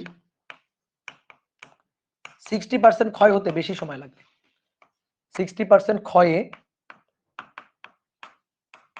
বেশি সময় লাগবে কোনটা, এ না বি? কোনটা 60% ক্ষয়ে বেশি সময় লাগবে? এই ম্যাথ তুমি করছো কোথায় জানো? ক্লাস 4-5। বিশ্বাস হয় না? আচ্ছা বলো তো, দুটি সংখ্যার যোগফল 15 এবং একটি সংখ্যা অপর সংখ্যার দ্বিগুণ, তাহলে সংখ্যা দুইটি কত? 5 আর 10। বুঝলা? দুটি সংখ্যার যোগফল 15, 5 আর 10। একটা সংখ্যা আর একটা সংখ্যার দ্বিগুণ, 10 5 এর দ্বিগুণ। তাহলে একটা সংখ্যা 5 আর একটা সংখ্যা 10, একটু চিন্তা করলে বের হয়ে যায়। তো এটা আমরা কিভাবে বের করতাম? ধরি দুইটা সংখ্যা x ও y, x প্লাস y 15 এবং x সমান সমান 2y। তো এইভাবে ধরে আমরা x আর y বের করতাম। তো ওই রকমই করব আর কি। a আর b মৌলের অর্ধায়ু, তো ধরি a মৌলের অর্ধায়ু, এক নম্বরটা করছি, a মৌলের অর্ধায়ু t হাফ a, b মৌলের অর্ধায়ু t হাফ b। তো ভাই এই দুটার যোগফল 15 বছর, এক নম্বর সমীকরণ। আর বলছে a এর অর্ধায়ু b এর দ্বিগুণ। আচ্ছা তাহলে t হাফ a, এর অর্ধায়ু b এর দ্বিগুণ 2 t হাফ b, এর অর্ধায়ু হচ্ছে b এর দ্বিগুণ। তাহলে 1 নং থেকে পাই, 1 নং সমীকরণ থেকে পাই। দেখো তো উপরে t হাফ a আছে, তো t হাফ a মানে 2 t হাফ b। তাহলে t হাফ a মানে 2 t হাফ b, এটা প্লাস t হাফ b, এটা সমান সমান 15। তাহলে 2 আর 1 3, তাহলে 3 t হাফ b, এটা হচ্ছে 15। তাহলে অতএব t হাফ b 15 ভাগ 3 5 বছর। তাহলে b এর অর্ধায়ু 5 বছর, a এর অর্ধায়ু 10 বছর। তাহলে অতএব a এর অর্ধায়ু t হাফ a, তাহলে b এর দ্বিগুণ, তাহলে 2 গুণ 5 10 বছর। এখন আমাদের কি চাইছে? দেখো এবার আমরা মূল ম্যাথ হিসাব করব। বলছে বি এর গড় আয়ু কত, বি মৌলটার গড় আয়ু বের করতে বলছে। তাহলে বি মৌলের গড় আয়ু বি মৌলের 1 বাই ল্যামডা বি মৌল। এবার ল্যামডার উল্টাটা, তাহলে ল্যামডার উল্টাটা হচ্ছে t half be divided by ln 2। তাহলে মান বসাই দিব, টি হাফ বি হচ্ছে 5 বছর, বছর বছরেই থাকবে, লন 2। তাহলে আমরা এখানে হিসাবটা লিখব বছরে। তাহলে 5 ভাগ লন 2। ওকে, 7.213, ঠিক আছে? 7.213 এত ইয়ার, এত বছর। ঠিক আছে, এই তো অনেকেই বের করে ফেলছো, দেখছো তোমরা কত ভালো। কোনটির 60% ক্ষয়ে লাগবে বেশি সময়? কোনটার 60% ক্ষয়ের জন্য বেশি সময় লাগে? এই ম্যাথের উত্তর আমি জানি, ঠিক আছে, একটু বসলাম, এই ম্যাথের উত্তরটা আমি জানি। হ্যাঁ, কেমনে উত্তরটা জানি? আচ্ছা, অর্ধায়ু দেওয়া আছে না, এ মৌলের অর্ধায়ু কত? এ মৌলের অর্ধায়ু কত বলো? এ মৌলের অর্ধায়ু হচ্ছে 10, বি মৌলের 5, অর্ধায়ু মানে 50% ক্ষয়। তাহলে এ মৌলের 50% ক্ষয় হতে লাগে 10 বছর, আর বি মৌলের 50% ক্ষয় হতে লাগে 5 বছর। তাহলে এ মৌলের সময় বেশি লাগে, বি মৌলের কম লাগে। তো 50%-এর জায়গায় একটু ঘষে মেজে 60% করে দিত। তাহলে 60% ক্ষয় হইতে এ এর লাগবে সময়, 60% ক্ষয় হইতে বি এর লাগবে কত সময়? 60% ক্ষয় হইতে, ঠিক আছে। তাহলে 50% ক্ষয় হতে যার বেশি সময় লাগে এ এর, তাহলে 60% ক্ষয় হইতে তারই বেশি সময় লাগবে। আবার 50% ক্ষয় হইতে অর্ধায়ু আর কি 50% ক্ষয় হইতে বি এর সময় লাগে 5 বছর কম, তাহলে 60% ক্ষয় হইতেও বি এর কম সময় লাগবে। এটা কিন্তু উত্তর আমি জানি। এবার কথা হচ্ছে, যতই জানি সৃজনশীল প্রশ্নে তো আর ওভাবে জানি বলে দিলে হলে হবে না, করে বের করতে হবে। আমি এর জন্য করব, তুমি বি এর জন্য হিসাব করবা। এর জন্য 60% ক্ষয়, তাহলে এর জন্য 60% ক্ষয়ের জন্য যে সময়টা লাগে সেই সময়টাকে আমি বললাম টি এ। তো 60% ক্ষয় n = n naught e to the power minus lambda t. তো 60% ক্ষয় মানে অবশিষ্ট থাকে 40%, that is 0.4 n naught equal to n naught e to the power minus lambda t. Lambda হচ্ছে ln 2, আচ্ছা ল্যামডা থাকুক, মাইনাস ল্যামডা এ বলি আর টিটা এ বলি। তাহলে n নট কাটাকাটি, ln 0.4 নাই, ল্যামডা নাই, তাহলে মাইনাস ln 2। এবার একবারে করছি, ল্যামডা বের করে এনে বসাবো, এত কাহিনী করার সময় নাই ভাই। ln 2/t½ এর জন্য t½ বের করে রাখছি 10 বছর, এই যে 10 বছর, বছর কিন্তু। তাহলে এই যে সময়টা টি এ, এটাও আমি পাবো কিন্তু বছরে, ঠিক আছে, এটাও কিন্তু বছরে পাবো। তাহলে অতএব টি এ এটা হচ্ছে ln 0.4 ভাগ ln 2 ln 2 নিচে 10, 13.21, 13.21 এত ইয়ার। 60% ক্ষয় হতে এত বছর লাগবে। এবার সেম একই ভাবে বি এর জন্য, তো বি এর জন্য দেখো একটা বুদ্ধি খাটাই, বি এর জন্য লাস্ট লাইনটা করব। বি এর জন্য 60% ক্ষয়, বি এর জন্য 60% ক্ষয়, শুধু লাস্টের লাইনটা করব। কেমনে লাস্টের লাইনটা করব? এটাকে ধরলাম টিবি, দেখো বোর্ডে দেখো, এটা এ এর জন্য হিসাব, 60% ক্ষয়, তাহলে 40% থাকবে মাইনাস ln 2 10, এই 10 এর জায়গায় এবার হবে বি এর জন্য 5 ln 2/t½ এবার t½ 5 বছর, জাস্ট এখানে পাস হবে। তাহলে আমি একবার এই লাইনটা লিখছি, তুমি কিন্তু পরীক্ষা এবার বোর্ড পরীক্ষা আসলে এত শর্টকাটে করিও না, লিখে করিও, কারণ তোমরা পারো, আমি এখন অনেকগুলো ম্যাথ করাইছি বলে আমি এখন একটু চালাকি করলাম। তাহলে অতএব টিবি, তাহলে এটা হবে ln 0.4 ভাগ উপরে ln 2 আর নিচে হচ্ছে 5, তাহলে এটা আসবে 6.609 এত ইয়ার। তাহলে অবশ্যই এর সময়টা লাগবে বেশি, বি এর সময়টা লাগবে কম, এটা তো কমন সেন্স, এটা তো দেখেই আমরা বুঝে গেছিলাম, ঠিক আছে, এটা আমরা দেখেই তো বুঝে গেছিলাম না বলো?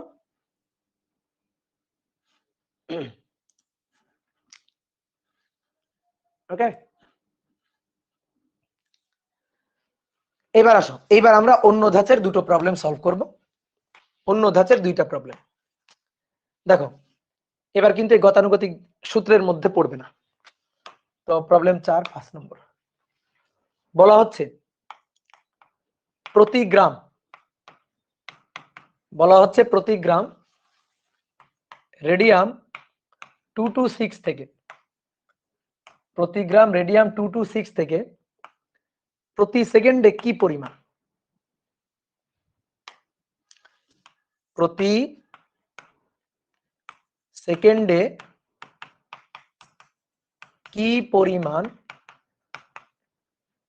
প্রতি সেকেন্ডে প্রতি গ্রাম রেডিয়াম 226 থেকে প্রতি সেকেন্ডে কি পরিমাণ তেজস্ক্রিয় বিভাজন পাওয়া যাবে, তেজস্ক্রিয়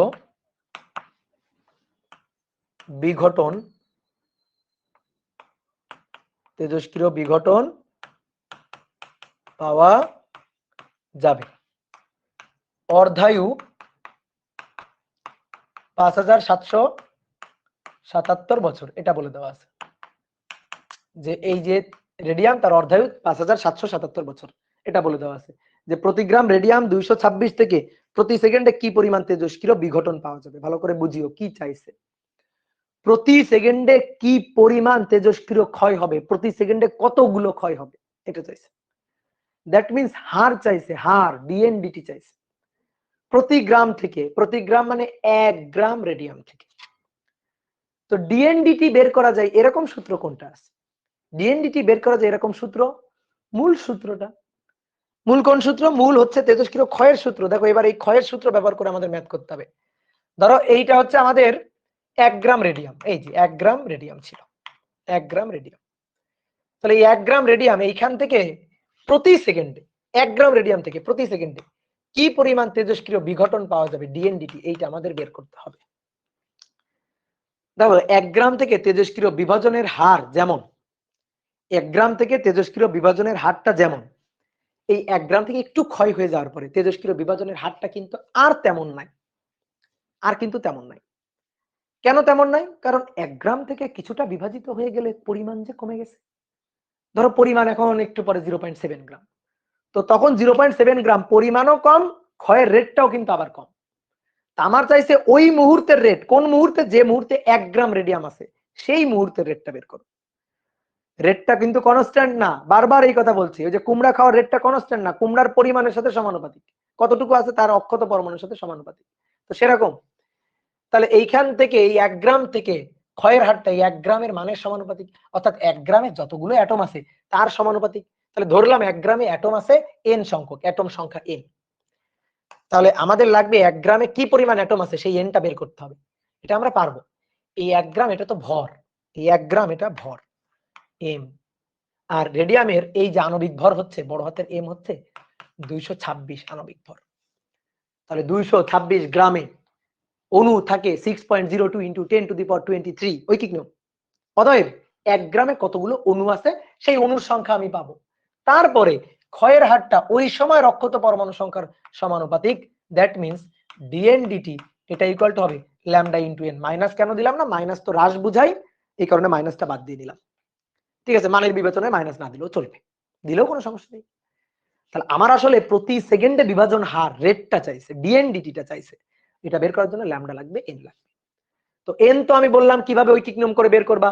226 গ্রামে আছে 6.02 × 10⁻23 1 গ্রামে কতগুলো আছে ঐকিক নিয়ম করে বের করবা n এর মান। আর ল্যামডা, ল্যামডা হচ্ছে ln 2/t½ এই যে হয়ে গেল, শেষ, ম্যাথ শেষ। বুঝতে কি পারছো? এবার কথা হচ্ছে কি অনেকে ঐকিক নিয়ম করে করে তারপরে ল্যামডার মান আলাদা করে বের করে এনে বসাই। আমি ভাই এত কাজ করতে পারবো না, আমার এতবার ক্যালকুলেটর ধরতে ইচ্ছাও হয় না, এতবার হিসাব করতে ইচ্ছা হয় না। আমি কি করবো? একবারে হিসাব করবো, 3 ধাপের হিসাব একবারে করবো। ল্যামডা বের করে আনবে, n এর মান বের করে আনবে, তারপরে দুটো বসাবে, তারপরে dn/dt বের করবে। হুদাই এত ঝামেলা করার দরকার আছে? তাহলে আমরা দেখো কি কাজ করছি। দেখো dn/dt, dn/dt ল্যামডা হচ্ছে ln 2/t½ লিখে দিলাম, মান বসাই দিব, ln 2/t½ মান বসাই দিব। n, n হচ্ছে ঐকিক নিয়মে করে আনতে হবে। কোনো ঐকিক নিয়ম না, ঐকিক নিয়ম ছেড়ে আসতো ক্লাস 2 তে, শেষ। ঐকিক নিয়ম ওই জীবনে শেষ, আর কোনো ঐকিক নিয়ম করা যাবে না। তাহলে আমি n এর মানটা পাবো কিভাবে? n এর মানটা পাবো কিভাবে? খুব ভালো কথা, n এর মানটা পাবো কিভাবে? n এর মানটা পাবো হচ্ছে কেমিস্ট্রির সূত্র থেকে। ঠিক আছে, সূত্র থেকে এই যে একটু আগে শিখালাম না, আজকেই তো শিখাইছি, ভর ভাগ আণবিক ভর, অণুর সংখ্যা বা অ্যাভোগাড্রো সংখ্যা। এত সুন্দর সুন্দর সূত্র কেমিস্ট্রিতে কি জন্য আছে বলো? তাহলে অণুর সংখ্যা হবে পরিমাণ ভর অ্যাভোগাড্রো সংখ্যা ডিভাইডেড বাই আণবিক ভর। সুন্দর করে এটা এনে এখানে বসাই দাও, ভর অ্যাভোগাড্রো নাম্বার আর আণবিক ভর। এবার আসো আমরা মানগুলো এক এক করে বসাই। ln 2 মানে ln 2 ডিভাইডেড বাই নিচে, নিচে ডিভাইডেড বাই, এবার উপরে m, m প্রতি গ্রাম 1 গ্রাম, উপরে 1 গ্রাম, আণবিক ভর 226, অ্যাভোগাড্রো সংখ্যা 6.02 × 10⁻23t, নিচে এটা গ্রামে আছে উপরেও গ্রামে আছে, গ্রাম গ্রাম কাটাকাটি, তাহলে উপরে এত টি অণু, আর এখানে ln 2 ডিভাইডেড বাই t½ বসাবো। তো t½ কত? t½ দেওয়া আছে এই যে 5777 বছর। তো তোমারে বলছিলাম একক কনভার্ট করার কোনো দরকার নেই, তো হয়ে গেল, এইটা বছর বসাই দিবা, এখান থেকে হিসাব করে যা পাবা তাই। বলো তো হয়েছে নাকি কোথাও একটু ভুল করছি? বলো কোথাও একটু ভুল করছি? কি ভুল? আচ্ছা, এইটা যদি তুমি বসাও ইয়ারে, তাহলে এই যে ln 2 একটা মান, এটা অণুর সংখ্যা 1 ডিভাইডেড বাই 226 এরও কোনো একক নেই, তাহলে উপরে অণুর সংখ্যা, নিচে ইয়ার। তুমি বিভাজন রেট বের করছো ঠিক আছে, বাট সেটা প্রতি সেকেন্ডের বিভাজন রেট হয়নি। আমার চাইছে প্রতি সেকেন্ডে কি পরিমাণ তেজস্ক্রিয় ভাঙন ঘটবে। তুমি যেটা বের করছো সেটা হচ্ছে প্রতি বছরে কি পরিমাণ তেজস্ক্রিয় বিভাজন ঘটবে। আমি তো এত চাইনি, আমি তো প্রতি বছরের হিসাবে চাইনি, আমি তো চাইছি প্রতি সেকেন্ডের হিসাবে। তাহলে প্রতি সেকেন্ডে হলে অণুর সংখ্যা এতটি পার সেকেন্ড করা লাগবে। তুমি তো পার ইয়ার করে বসে আছো, তাহলে এই ইয়ারকে সুন্দর করে সেকেন্ড করো। এই যে দেখো কখন একক কনভার্ট করা লাগবে, এর আগে লাগছিল না, কারণ এর আগে ল্যামডা আর টি গুণ হয়ে যাচ্ছিল। ল্যামডা যে একক, টি তার বিপরীত একক, টি যে একক, ল্যামডা তার বিপরীত একক, এই কারণে কোনো একক কনভার্ট করছিলাম না। কিন্তু এখানে যে লাগবে প্রতি সেকেন্ডে উল্লেখ করেই দিছে, প্রশ্নটা বড়, প্রতি সেকেন্ডে কি পরিমাণ তেজস্ক্রিয় বিঘটন ঘটবে। তাহলে নিচের এই বছরটাকে সেকেন্ড বানাইতে হবে। এত বছর, দেখো বছরকে কিভাবে সেকেন্ড হয়, এক বছরে 365 দিন, এক দিনে 24 ঘন্টা, আর এক ঘন্টায় 3600 সেকেন্ড। এই যে সেকেন্ডে কনভার্ট করে ফেললাম। যদি বলতো প্রতি মিনিটে কি পরিমাণ তেজস্ক্রিয় ভাঙন হবে, তাহলে আমি লিখতাম 5777 গুণ এক বছরে 365 দিন, প্রতিদিনে 24 ঘন্টা, মিনিট বানাইতে হবে, ঘন্টাকে মিনিট বানাবো 60 গুণ করে, 3600 আর গুণ দিতাম না। যদি বলতো প্রতিদিনে 24-এ এসে থেমে যাইতাম। যদি বলতো প্রতি বছরে, ঠিক আছে, প্রতি বছর সরি প্রতি ঘন্টায় বললে 24-এ এসে থেমে যাইতাম। যদি বলতো প্রতি বছরে, ঠিক আছে, সরি উল্টা বলতেছি, যদি বলতো প্রতি ঘন্টায় তাহলে 24-এ এসে থেমে যাইতাম। আর যদি বলতো প্রতি দিনে তাহলে 365 দিন, দিনে এসে থেমে যাইতাম। আর যদি বলতো বছরে তাহলে আর কিছু করতাম না, 5777 গিয়ে থেমে যাইতাম। বুঝছো? তাহলে এবার এখানে হিসাব নিকাশ করবা, হিসাব নিকাশ করে যা পাওয়া যায়, হিসাব নিকাশ করে যা পাওয়া যায়, দেখি কত পাওয়া যায় হিসাব নিকাশ করে। উপরে ln 2, নিচে 5, আচ্ছা ln 2 আরো গুণ আছে তো, 6.02 exponential function 23 divided by 5777 into 365 into 24 into 3600 গুণ হচ্ছে 226। তাহলে 1.013 ইন্টু 10 টু দি পাওয়ার 10 এত ডিপিএস, ডিকে পার সেকেন্ড। ঠিক আছে, হয়ে গেল। বুঝতে কি পারছো বলো, হিসাব বুঝতে পারছো কিনা? এই যে হিসাব হয়ে গেল, কি ক্লিয়ার? এবার শোনো, তোমাকে আরেকটা জিনিস বলি। এই ম্যাথটা করার তুমি চাইলে আরেকটা উপায়ও খুঁজতে পারো, যে ভাই আমি যদি মূল n = n not e to the power minus lambda t এই সূত্র দিয়ে করি তাহলে কি হবে না? উত্তর হচ্ছে হ্যাঁ হবে। উত্তর হচ্ছে হ্যাঁ হবে। চিন্তা করো, 1 গ্রাম রেডিয়াম, এটা থেকে ক্ষয় হয়ে যাবে কয় সেকেন্ডে? মাত্র 1 সেকেন্ডে। মাত্র 1 সেকেন্ডে। 1 সেকেন্ডে ক্ষয় হয়ে যাওয়ার পরিমাণ হচ্ছে n। তাহলে আমি এইটাকে, এই 1 গ্রাম রেডিয়ামে যতটুকু আছে সেটাকে আমি বলি n নট 1 গ্রামে। তার থেকে 1 সেকেন্ড পর যেটা ক্ষয় হয়ে যাবে সেটা n। তাহলে এইটা থেকে এইটা বিয়োগ দিলেই হয়ে যাবে 1 সেকেন্ডের ক্ষয় কি পরিমাণ হয়েছে। বুঝতে পারছো? তাই না? এটা n নট, 1 সেকেন্ডে ক্ষয় হয়ে অক্ষত n। তাহলে আমাদের বলছে প্রতি সেকেন্ডে কি পরিমাণ তেজস্ক্রিয় বিঘটন ঘটবে, প্রতি সেকেন্ডে কয়টা ক্ষয় হবে। তাহলে n নট থেকে n বাদ দিলে প্রতি সেকেন্ডে ক্ষয় হবে। তাহলে প্রতি সেকেন্ডে ক্ষয়, প্রতি সেকেন্ডে ক্ষয়। তাহলে সেই প্রতি সেকেন্ডে, এই যে 1 সেকেন্ডে প্রতি সেকেন্ড t = 1 সেকেন্ড, প্রতি সেকেন্ডে ক্ষয় n not minus n, n not minus n। এবার n not minus n, n মানে তো n naught e to the power minus lambda t। তাহলে সুন্দর করে n নটটাকে কমন নিও, 1 minus e to the power minus lambda t। ঠিক আছে, এবার মান বসাই দিতে হবে। এবার আসো, এতে অক্ষত পরমাণু সংখ্যা n নট, তাহলে সেই n নট হচ্ছে ভর, তারপরে অ্যাভোগাড্রো সংখ্যা ডিভাইডেড বাই আণবিক ভর। তাহলে সুন্দর করে এখানে বসাই দিই যে কতগুলো অ্যাটম আছে, মানে ঐকিক নিয়মের মতো করে m অ্যাভোগাড্রো সংখ্যা ডিভাইডেড বাই আণবিক ভর। 1 minus e to the power minus lambda, lambda হচ্ছে ln 2 by t half, ln 2 divided by lambda, ln 2 by t half, t half into t। এবার আসো মান বসাই। বুঝতে পারছো? ল্যামডা হচ্ছে ln 2 by t half, n naught equal to m, n A divided by m, 1 minus এটা। এবার আমরা হিসাব নিকাশ করব। এইবার আসো, হিসাব নিকাশ করলে কিন্তু একটু কাহিনী আছে, ক্যালকুলেটর ঠিকঠাক ভাবে চাপতে হবে। m এর মান 1, অ্যাভোগাড্রোর সংখ্যা 6.02 into 10 to the power 23 divided by বড় m এর মান। বড় m এর মান কত? বড় m এর মান কত? বড় m এর মান কত? বড় m এর মান হচ্ছে 226। এবার 1 minus e to the power minus ln 2 divided by 5777 365 24 3600। ঠিক আছে, একেবারে। কেন কনভার্ট করলাম? কারণ এই টি আমার সেকেন্ডে, এই টিটা আমার সেকেন্ডে, তাহলে এইটাও আমার সেকেন্ডে নিতে হবে। ঠিক আছে, এখানে যে একক এখানে সে একক নিতে হবে, না হলে তো হবে না। তাহলে গুণ 1 সেকেন্ড, গুণ 1 সেকেন্ড বসালাম। এবার বসাই, এবার হিসাব নিকাশ। তাহলে তোমরা কেউ একজন একটু হিসাব নিকাশ করো তো দেখি, কে কে পারো হিসাব নিকাশ করো তো। এই হিসাবটা করো, এই হিসাবটা করো দেখি কে কে কি পাও বলো। দাদা, এন নটের জায়গায় যতটুকু ক্ষয় হয়েছে সেটা না বসিয়ে আমরা যেটুকু অবশিষ্ট থাকে এইটা বসাই কেন? যদি কাইন্ডলি বুঝাই দিতেন। এটা তো গত ক্লাসে বুঝাইলাম। আমাদের সূত্রটা কি ছিল? আমাদের তেজস্ক্রিয় বিভাজনের সূত্রটা কি ছিল? কোন তেজস্ক্রিয় বিভাজনের হার ওই সময় অক্ষত পরমাণুর সংখ্যার সমানুপাতিক। ওই সময় অক্ষত পরমাণুর সংখ্যার সমানুপাতিক। যতটুকু তুমি কুমড়া খেয়ে ফেলছো তার সমানুপাতিক না। ঠিক আছে, যতটুকু তুমি রাখছো তার, যতটুকু অবশিষ্ট আছে তার সমানুপাতিক। বলো তো সেম আসে? উত্তর করো। মাইনাসটা কেউ সরিয়ে, মাইনাসটা সরাইলেন দাদা। মাইনাসটা হচ্ছে হ্রাস নির্দেশ করে। সেম আসে? উত্তর কি সেম আসে? ক্যালকুলেটর চাপলে উত্তর সেম আসে? হ্যাঁ, সেমই আসে। ঠিক আছে, সেম আসবে। তবে একটা কাহিনী আছে, একটা কাহিনী আছে তোমাদের বলে রাখি। পরীক্ষার হলে গিয়ে এইসব ব্যাপার যখন সামনে চলে আসবে তখন দেখবে মাথা গরম হয়ে যাচ্ছে। ই টু দি পাওয়ার এটা আলাদা করে হিসাব করবা, ই টু দি পাওয়ার এটা আলাদা করে হিসাব করবা, দেখবা ক্যালকুলেটর দেখাবে 1। ঠিক আছে, আমি জানি না কেন আমার এই ক্যালকুলেটর দেখাচ্ছে, ক্যালকুলেটর দেখায় 1। তো 1 ভয় পাওয়ার কিছু কারণ নাই। 1 থেকে মাইনাস বিয়োগ করবা, দেখবা মান থাকবে, জিরো হবে না।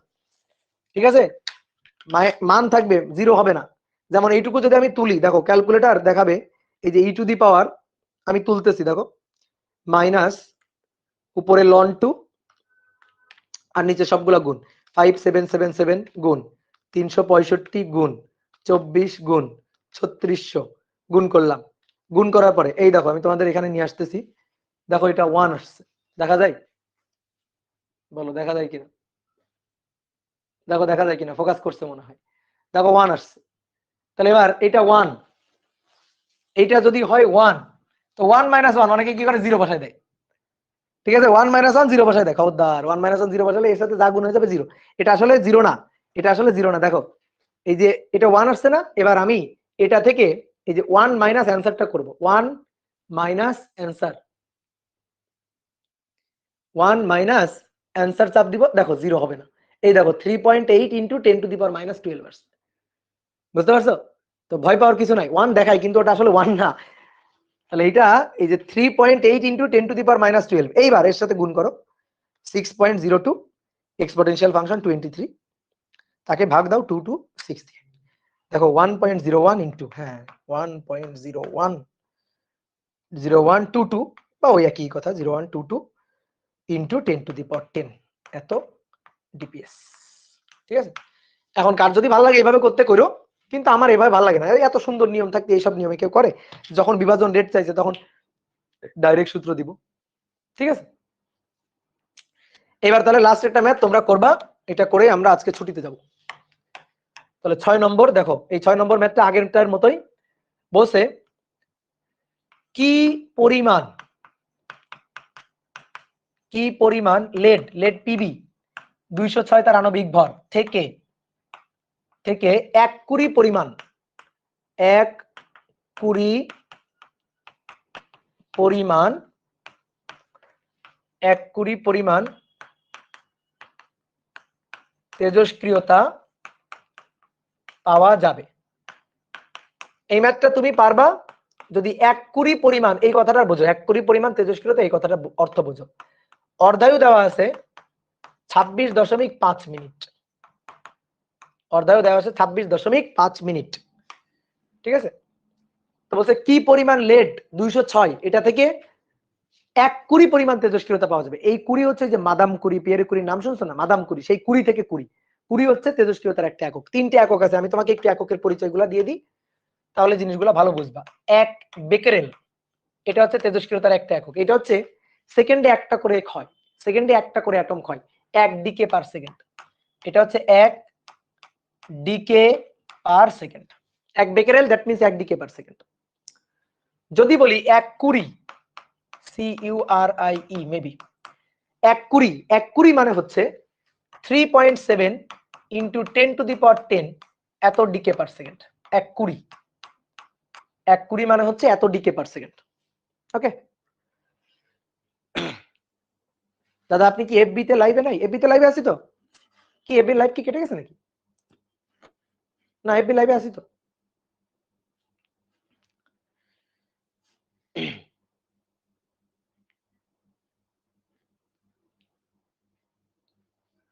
দাদা এই ম্যাথ গুলো আমার কাছে একটু হার্ড মনে হচ্ছে, আমি কি করব? ফাতিমা চৌধুরী, এই ম্যাথ যদি হার্ড মনে হয়, ছি ছি ছি ছি, লজ্জা লজ্জা। এই ম্যাথ যদি হার্ড মনে হয়, এর চেয়ে লজ্জার নাই। তাহলে 1 curie 3.7 into 10 to the power 10 decay per second. ঠিক আছে, এবার যদি এই ম্যাথ তোমার কাছে হার্ড মনে হয়, তাহলে তুমি কুমড়া খাবা। ঠিক আছে, একেবারে আমি যেভাবে কুমড়া খাইতে বলছি, যেভাবে কুমড়া খাওয়া শিখাই দিয়েছি, ওইভাবে কুমড়া খাবা, তাহলে দেখবে এই ম্যাথ সহজ। ঠিক আছে, আচ্ছা এই যে ইফাত রায়ান বলছে, আমি মনে করছি 1 কুড়ি সমান 20 টাকা। 20 না, ওই কুড়ি কুড়ি না, এই 1 কুড়ি এটা তেজস্ক্রিয়তার একক। আরেকটা একক আছে রাদারফোর্ড আর ইউ, এটা হচ্ছে 10 to the power 6 decay per second. 10 to the power 6 decay per second, অর্থাৎ 1 বেকেরেল 1 ডিপিএস, সরি 1 ডিপিএস। ঠিক আছে, আর 1 কুড়ি মানে 3.7 into 10 to the power 10 decay per second. 1 rutherford 10 to the power 6 decay per second. বুঝছো? তাহলে আসো এইবার কি চাইছে দেখি, এবার প্রশ্ন করি। বলছে এই যে কি পরিমাণ, পরিমাণ চাইছে, এম চাইছে, কি পরিমাণ লেড থেকে পিবি, এটা থেকে তেজস্ক্রিয় ক্ষয় ডিএনডিটি পাওয়া যাবে 1 কুড়ি পরিমাণ। 1 কুড়ি, 1 কুড়ি পরিমাণ পাওয়া যাবে, that means 3.7 into 10 to the power 10 DPS decay per second. আগের ম্যাথটার উল্টা, আগের ম্যাথটার উল্টা। আগে বলছে 1 গ্রাম থেকে সেকেন্ডে কতগুলো ক্ষয় হবে, এবার সেকেন্ডে কতগুলো ক্ষয় দিয়ে বলছে কত গ্রাম থেকে এটা হবে। উল্টা, জাস্ট উল্টা। তাহলে আসো সূত্র লিখে হিসাব। তাহলে তেজস্ক্রিয়তার হার, যে কোনো সময় তেজস্ক্রিয়তার হার ওই সময়ের অক্ষত পরমাণু সংখ্যা n এর সমানুপাতিক। তাহলে মাইনাস ল্যামডা n, তো আমরা মাইনাস মান বিবেচনা করে মাইনাসটা বাদ দিয়ে দিই। মাইনাস রাখলেও যে খুব বেশি সমস্যা আছে তা না, ওই হিসাবে একটা মাইনাস ঝুলে থাকবে, এই আর কি। তাহলে ডিএনডিটি এটা সমান সমান lambda, that is ln 2 by t half, আর n ইকুয়াল টু তোমাকে একটু আগে তো শিখালাম m অ্যাভোগাড্রো সংখ্যা ডিভাইডেড বাই ভর। এটা মাথায় রাখিও, এই অ্যাডমিশন টেস্টে, বুয়েট অ্যাডমিশন টেস্টে এই ম্যাথ যে কতবার আসছে তুমি খালি একটু কোশ্চেন ব্যাংক খুলে দেখিও। ঠিক আছে, তো 3 ধাপে যারা করবে তারা মনে করো যে ব ল দ 3 ধাপে কেন করতে যাবে, যারা 3 ধাপে করবে তারা কি করবে, এখান থেকে প্রথমে ল্যামডার মান আগে বের করবে অর্ধায়ু থেকে বলদের মতো, তারপরে ডিএনডিটি বসাবে, এন বের করবে, এন বের করার পর এবার ঐকিক নিয়ম করবে, মানে ম্যাথ শেষ ওর। ঠিক আছে, ওর আর চান্স পাওয়ার দরকার নেই। তো তুমি কি করবা, সূত্র লিখে একবারে করবা। তোমার কাছে ক্যালকুলেটর আছে, তাহলে dndt 3.7 into 10 to the power 10 ln 2 divided by t half, পরে বসাচ্ছি, এম এর মানটা বের করতে চাই, অ্যাভোগাড্রো সংখ্যা ডিভাইডেড বাই ভর, এই যে আণবিক ভর, এই যে হিন্টস দিয়ে দিচ্ছে তোমাকে এম 206, তাহলে নিচে 206, নিচে অর্ধায়ু বসাবো। অর্ধায়ু কত মিনিট বসাবো বলো? অর্ধায়ু দেওয়া আছে 26.5 মিনিট, বলো ঠিকঠাক লিখছি? বলো অর্ধায়ু 26.5 মিনিট লিখে রাখলে কি ঠিকঠাক লিখছি? না, লিখি নাই। 3.7 ইন্টু 10 টু দি পাওয়ার 10 এত decay per second, decay per second, তাহলে এখানেও হবে ডিকে পার সেকেন্ড। ঠিক আছে, তাহলে এত অবশ্যই সেকেন্ড করতে হবে, তাহলে মিনিটকে সেকেন্ড করলে একটা 60 দিয়ে গুণ দিলেই হয়। মিনিট দেওয়া আছে, মিনিটকে সেকেন্ড করে ফেলছি। এইটা যদি কেউ কনভার্ট না করে তাহলে কিন্তু হবে না। তাহলে কি হবে, বলা দেওয়া হবে। হ্যাঁ, এই তো এমডি সাব্বির হোসেন বলছে বলা দেওয়া হবে। হ্যাঁ ঠিক আছে, একক কনভার্টের দিকে এখানে কিন্তু নজর দিতে হবে। তাহলে সুন্দর করে এখান থেকে এবার হিসাব নিকাশ করে এম এর মানটা বের করে ফেলবা। কি কেউ বের করছো? মোহতাসিম ফুয়াদ, কি অবস্থা? অবস্থা তো ভালো, বুঝছো, অবস্থা তো ভালো, যায় দিন ভালো আসে দিন খারাপ। পারমাণবিক ভরই কি মুখস্থ করতে হবে? নো, কোনো দরকার নেই, তোমার হিন্স দিয়ে দিবে, তোমারে বলে দিবে, তোমার কোনো দরকার নেই। মাইনাস, আরে ভাই বললাম না, এখানে একটা মাইনাস দিলে দিবা তুমি। এখানে ক্ষয় হচ্ছে, ওই মাইনাসটা কি মিন করে, মাইনাসটা কি মিন করে? সকাল বিকালে মাইনাসকে জিজ্ঞেস করবে, এখানে মাইনাস দিলে সেটা কি মিন করে? মিন করে বিভাজন হ্রাস, বিভাজনের পরিমাণ হ্রাস। আচ্ছা ঠিক আছে, এখানে একটা মাইনাস দিবা, দাও, তাহলে এখানে একটা মাইনাস লিখিও, তারপরে মাইনাসে মাইনাসে কাটাকাটি হয়ে যাবে। বুঝতে পারছো? মানের বিভাজন হয়, মাইনাস দেওয়ার কোনো দরকার নেই তো। তুমি যদি মাইনাস দিতে চাও তাহলে এখানে একটা মাইনাস দাও, দিয়ে এখানে একটা মাইনাস দাও, দিয়ে কাটাকাটি করো। এবার যখন এর মানটা বসাবা, মাইনাস সহ বসাবা, দিয়ে কাটাকাটি করবা, তো ঘটনা তো ঘুরে ফিরে একই। তাহলে এম এর মান কাকে বিশ্বাস করি দেখি? মেহেদি হাসান না, 2.35 ইন্টু 10⁻⁸ গ্রাম, কিন্তু 2 পয়েন্ট, কারণ 206 গ্রামে, তাহলে 2.35 ইন্টু 10⁻⁸ এত গ্রাম, এত গ্রাম। শেষ। কটা বাজে? 11টা 36। এই যে ঘুমানোর টাইম হয়ে গেছে, এখন আমি ঘুমাইতে যাব, এখন ঘুমাইতে যাব, আজকের মতো ক্লাস শেষ। চলো, আজকের মতো ক্লাস শেষ, এখন ঘুম হবে। এই 2.90 কে বলছে, একজন বলছে 2.35, একজন বলছে 2.90। কি ব্যাপার, দুইজনের দুই রকম কেন হইলো? ক্যালকুলেটর থেকে ডাটা ডিলিট দিবা না, ক্যালকুলেটর থেকে ডাটা ডিলিট দিবা না, বারবার বলতেছি এই জিনিসটা মাথায় রাখিও।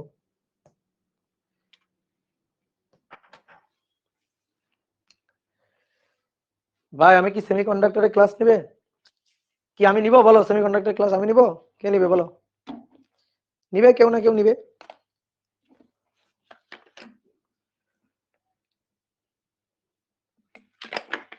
আমার ভালো লাগে না, জীবনে খালি কষ্ট, বুঝলা?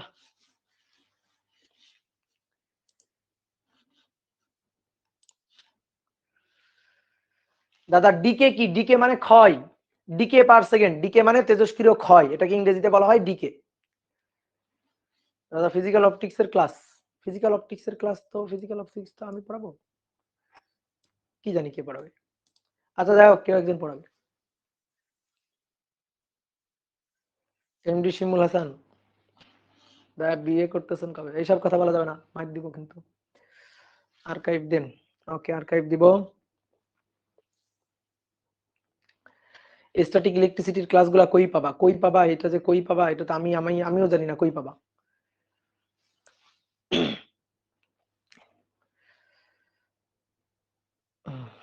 ওকে, তাহলে টাটা, টাটা টাটা টাটা।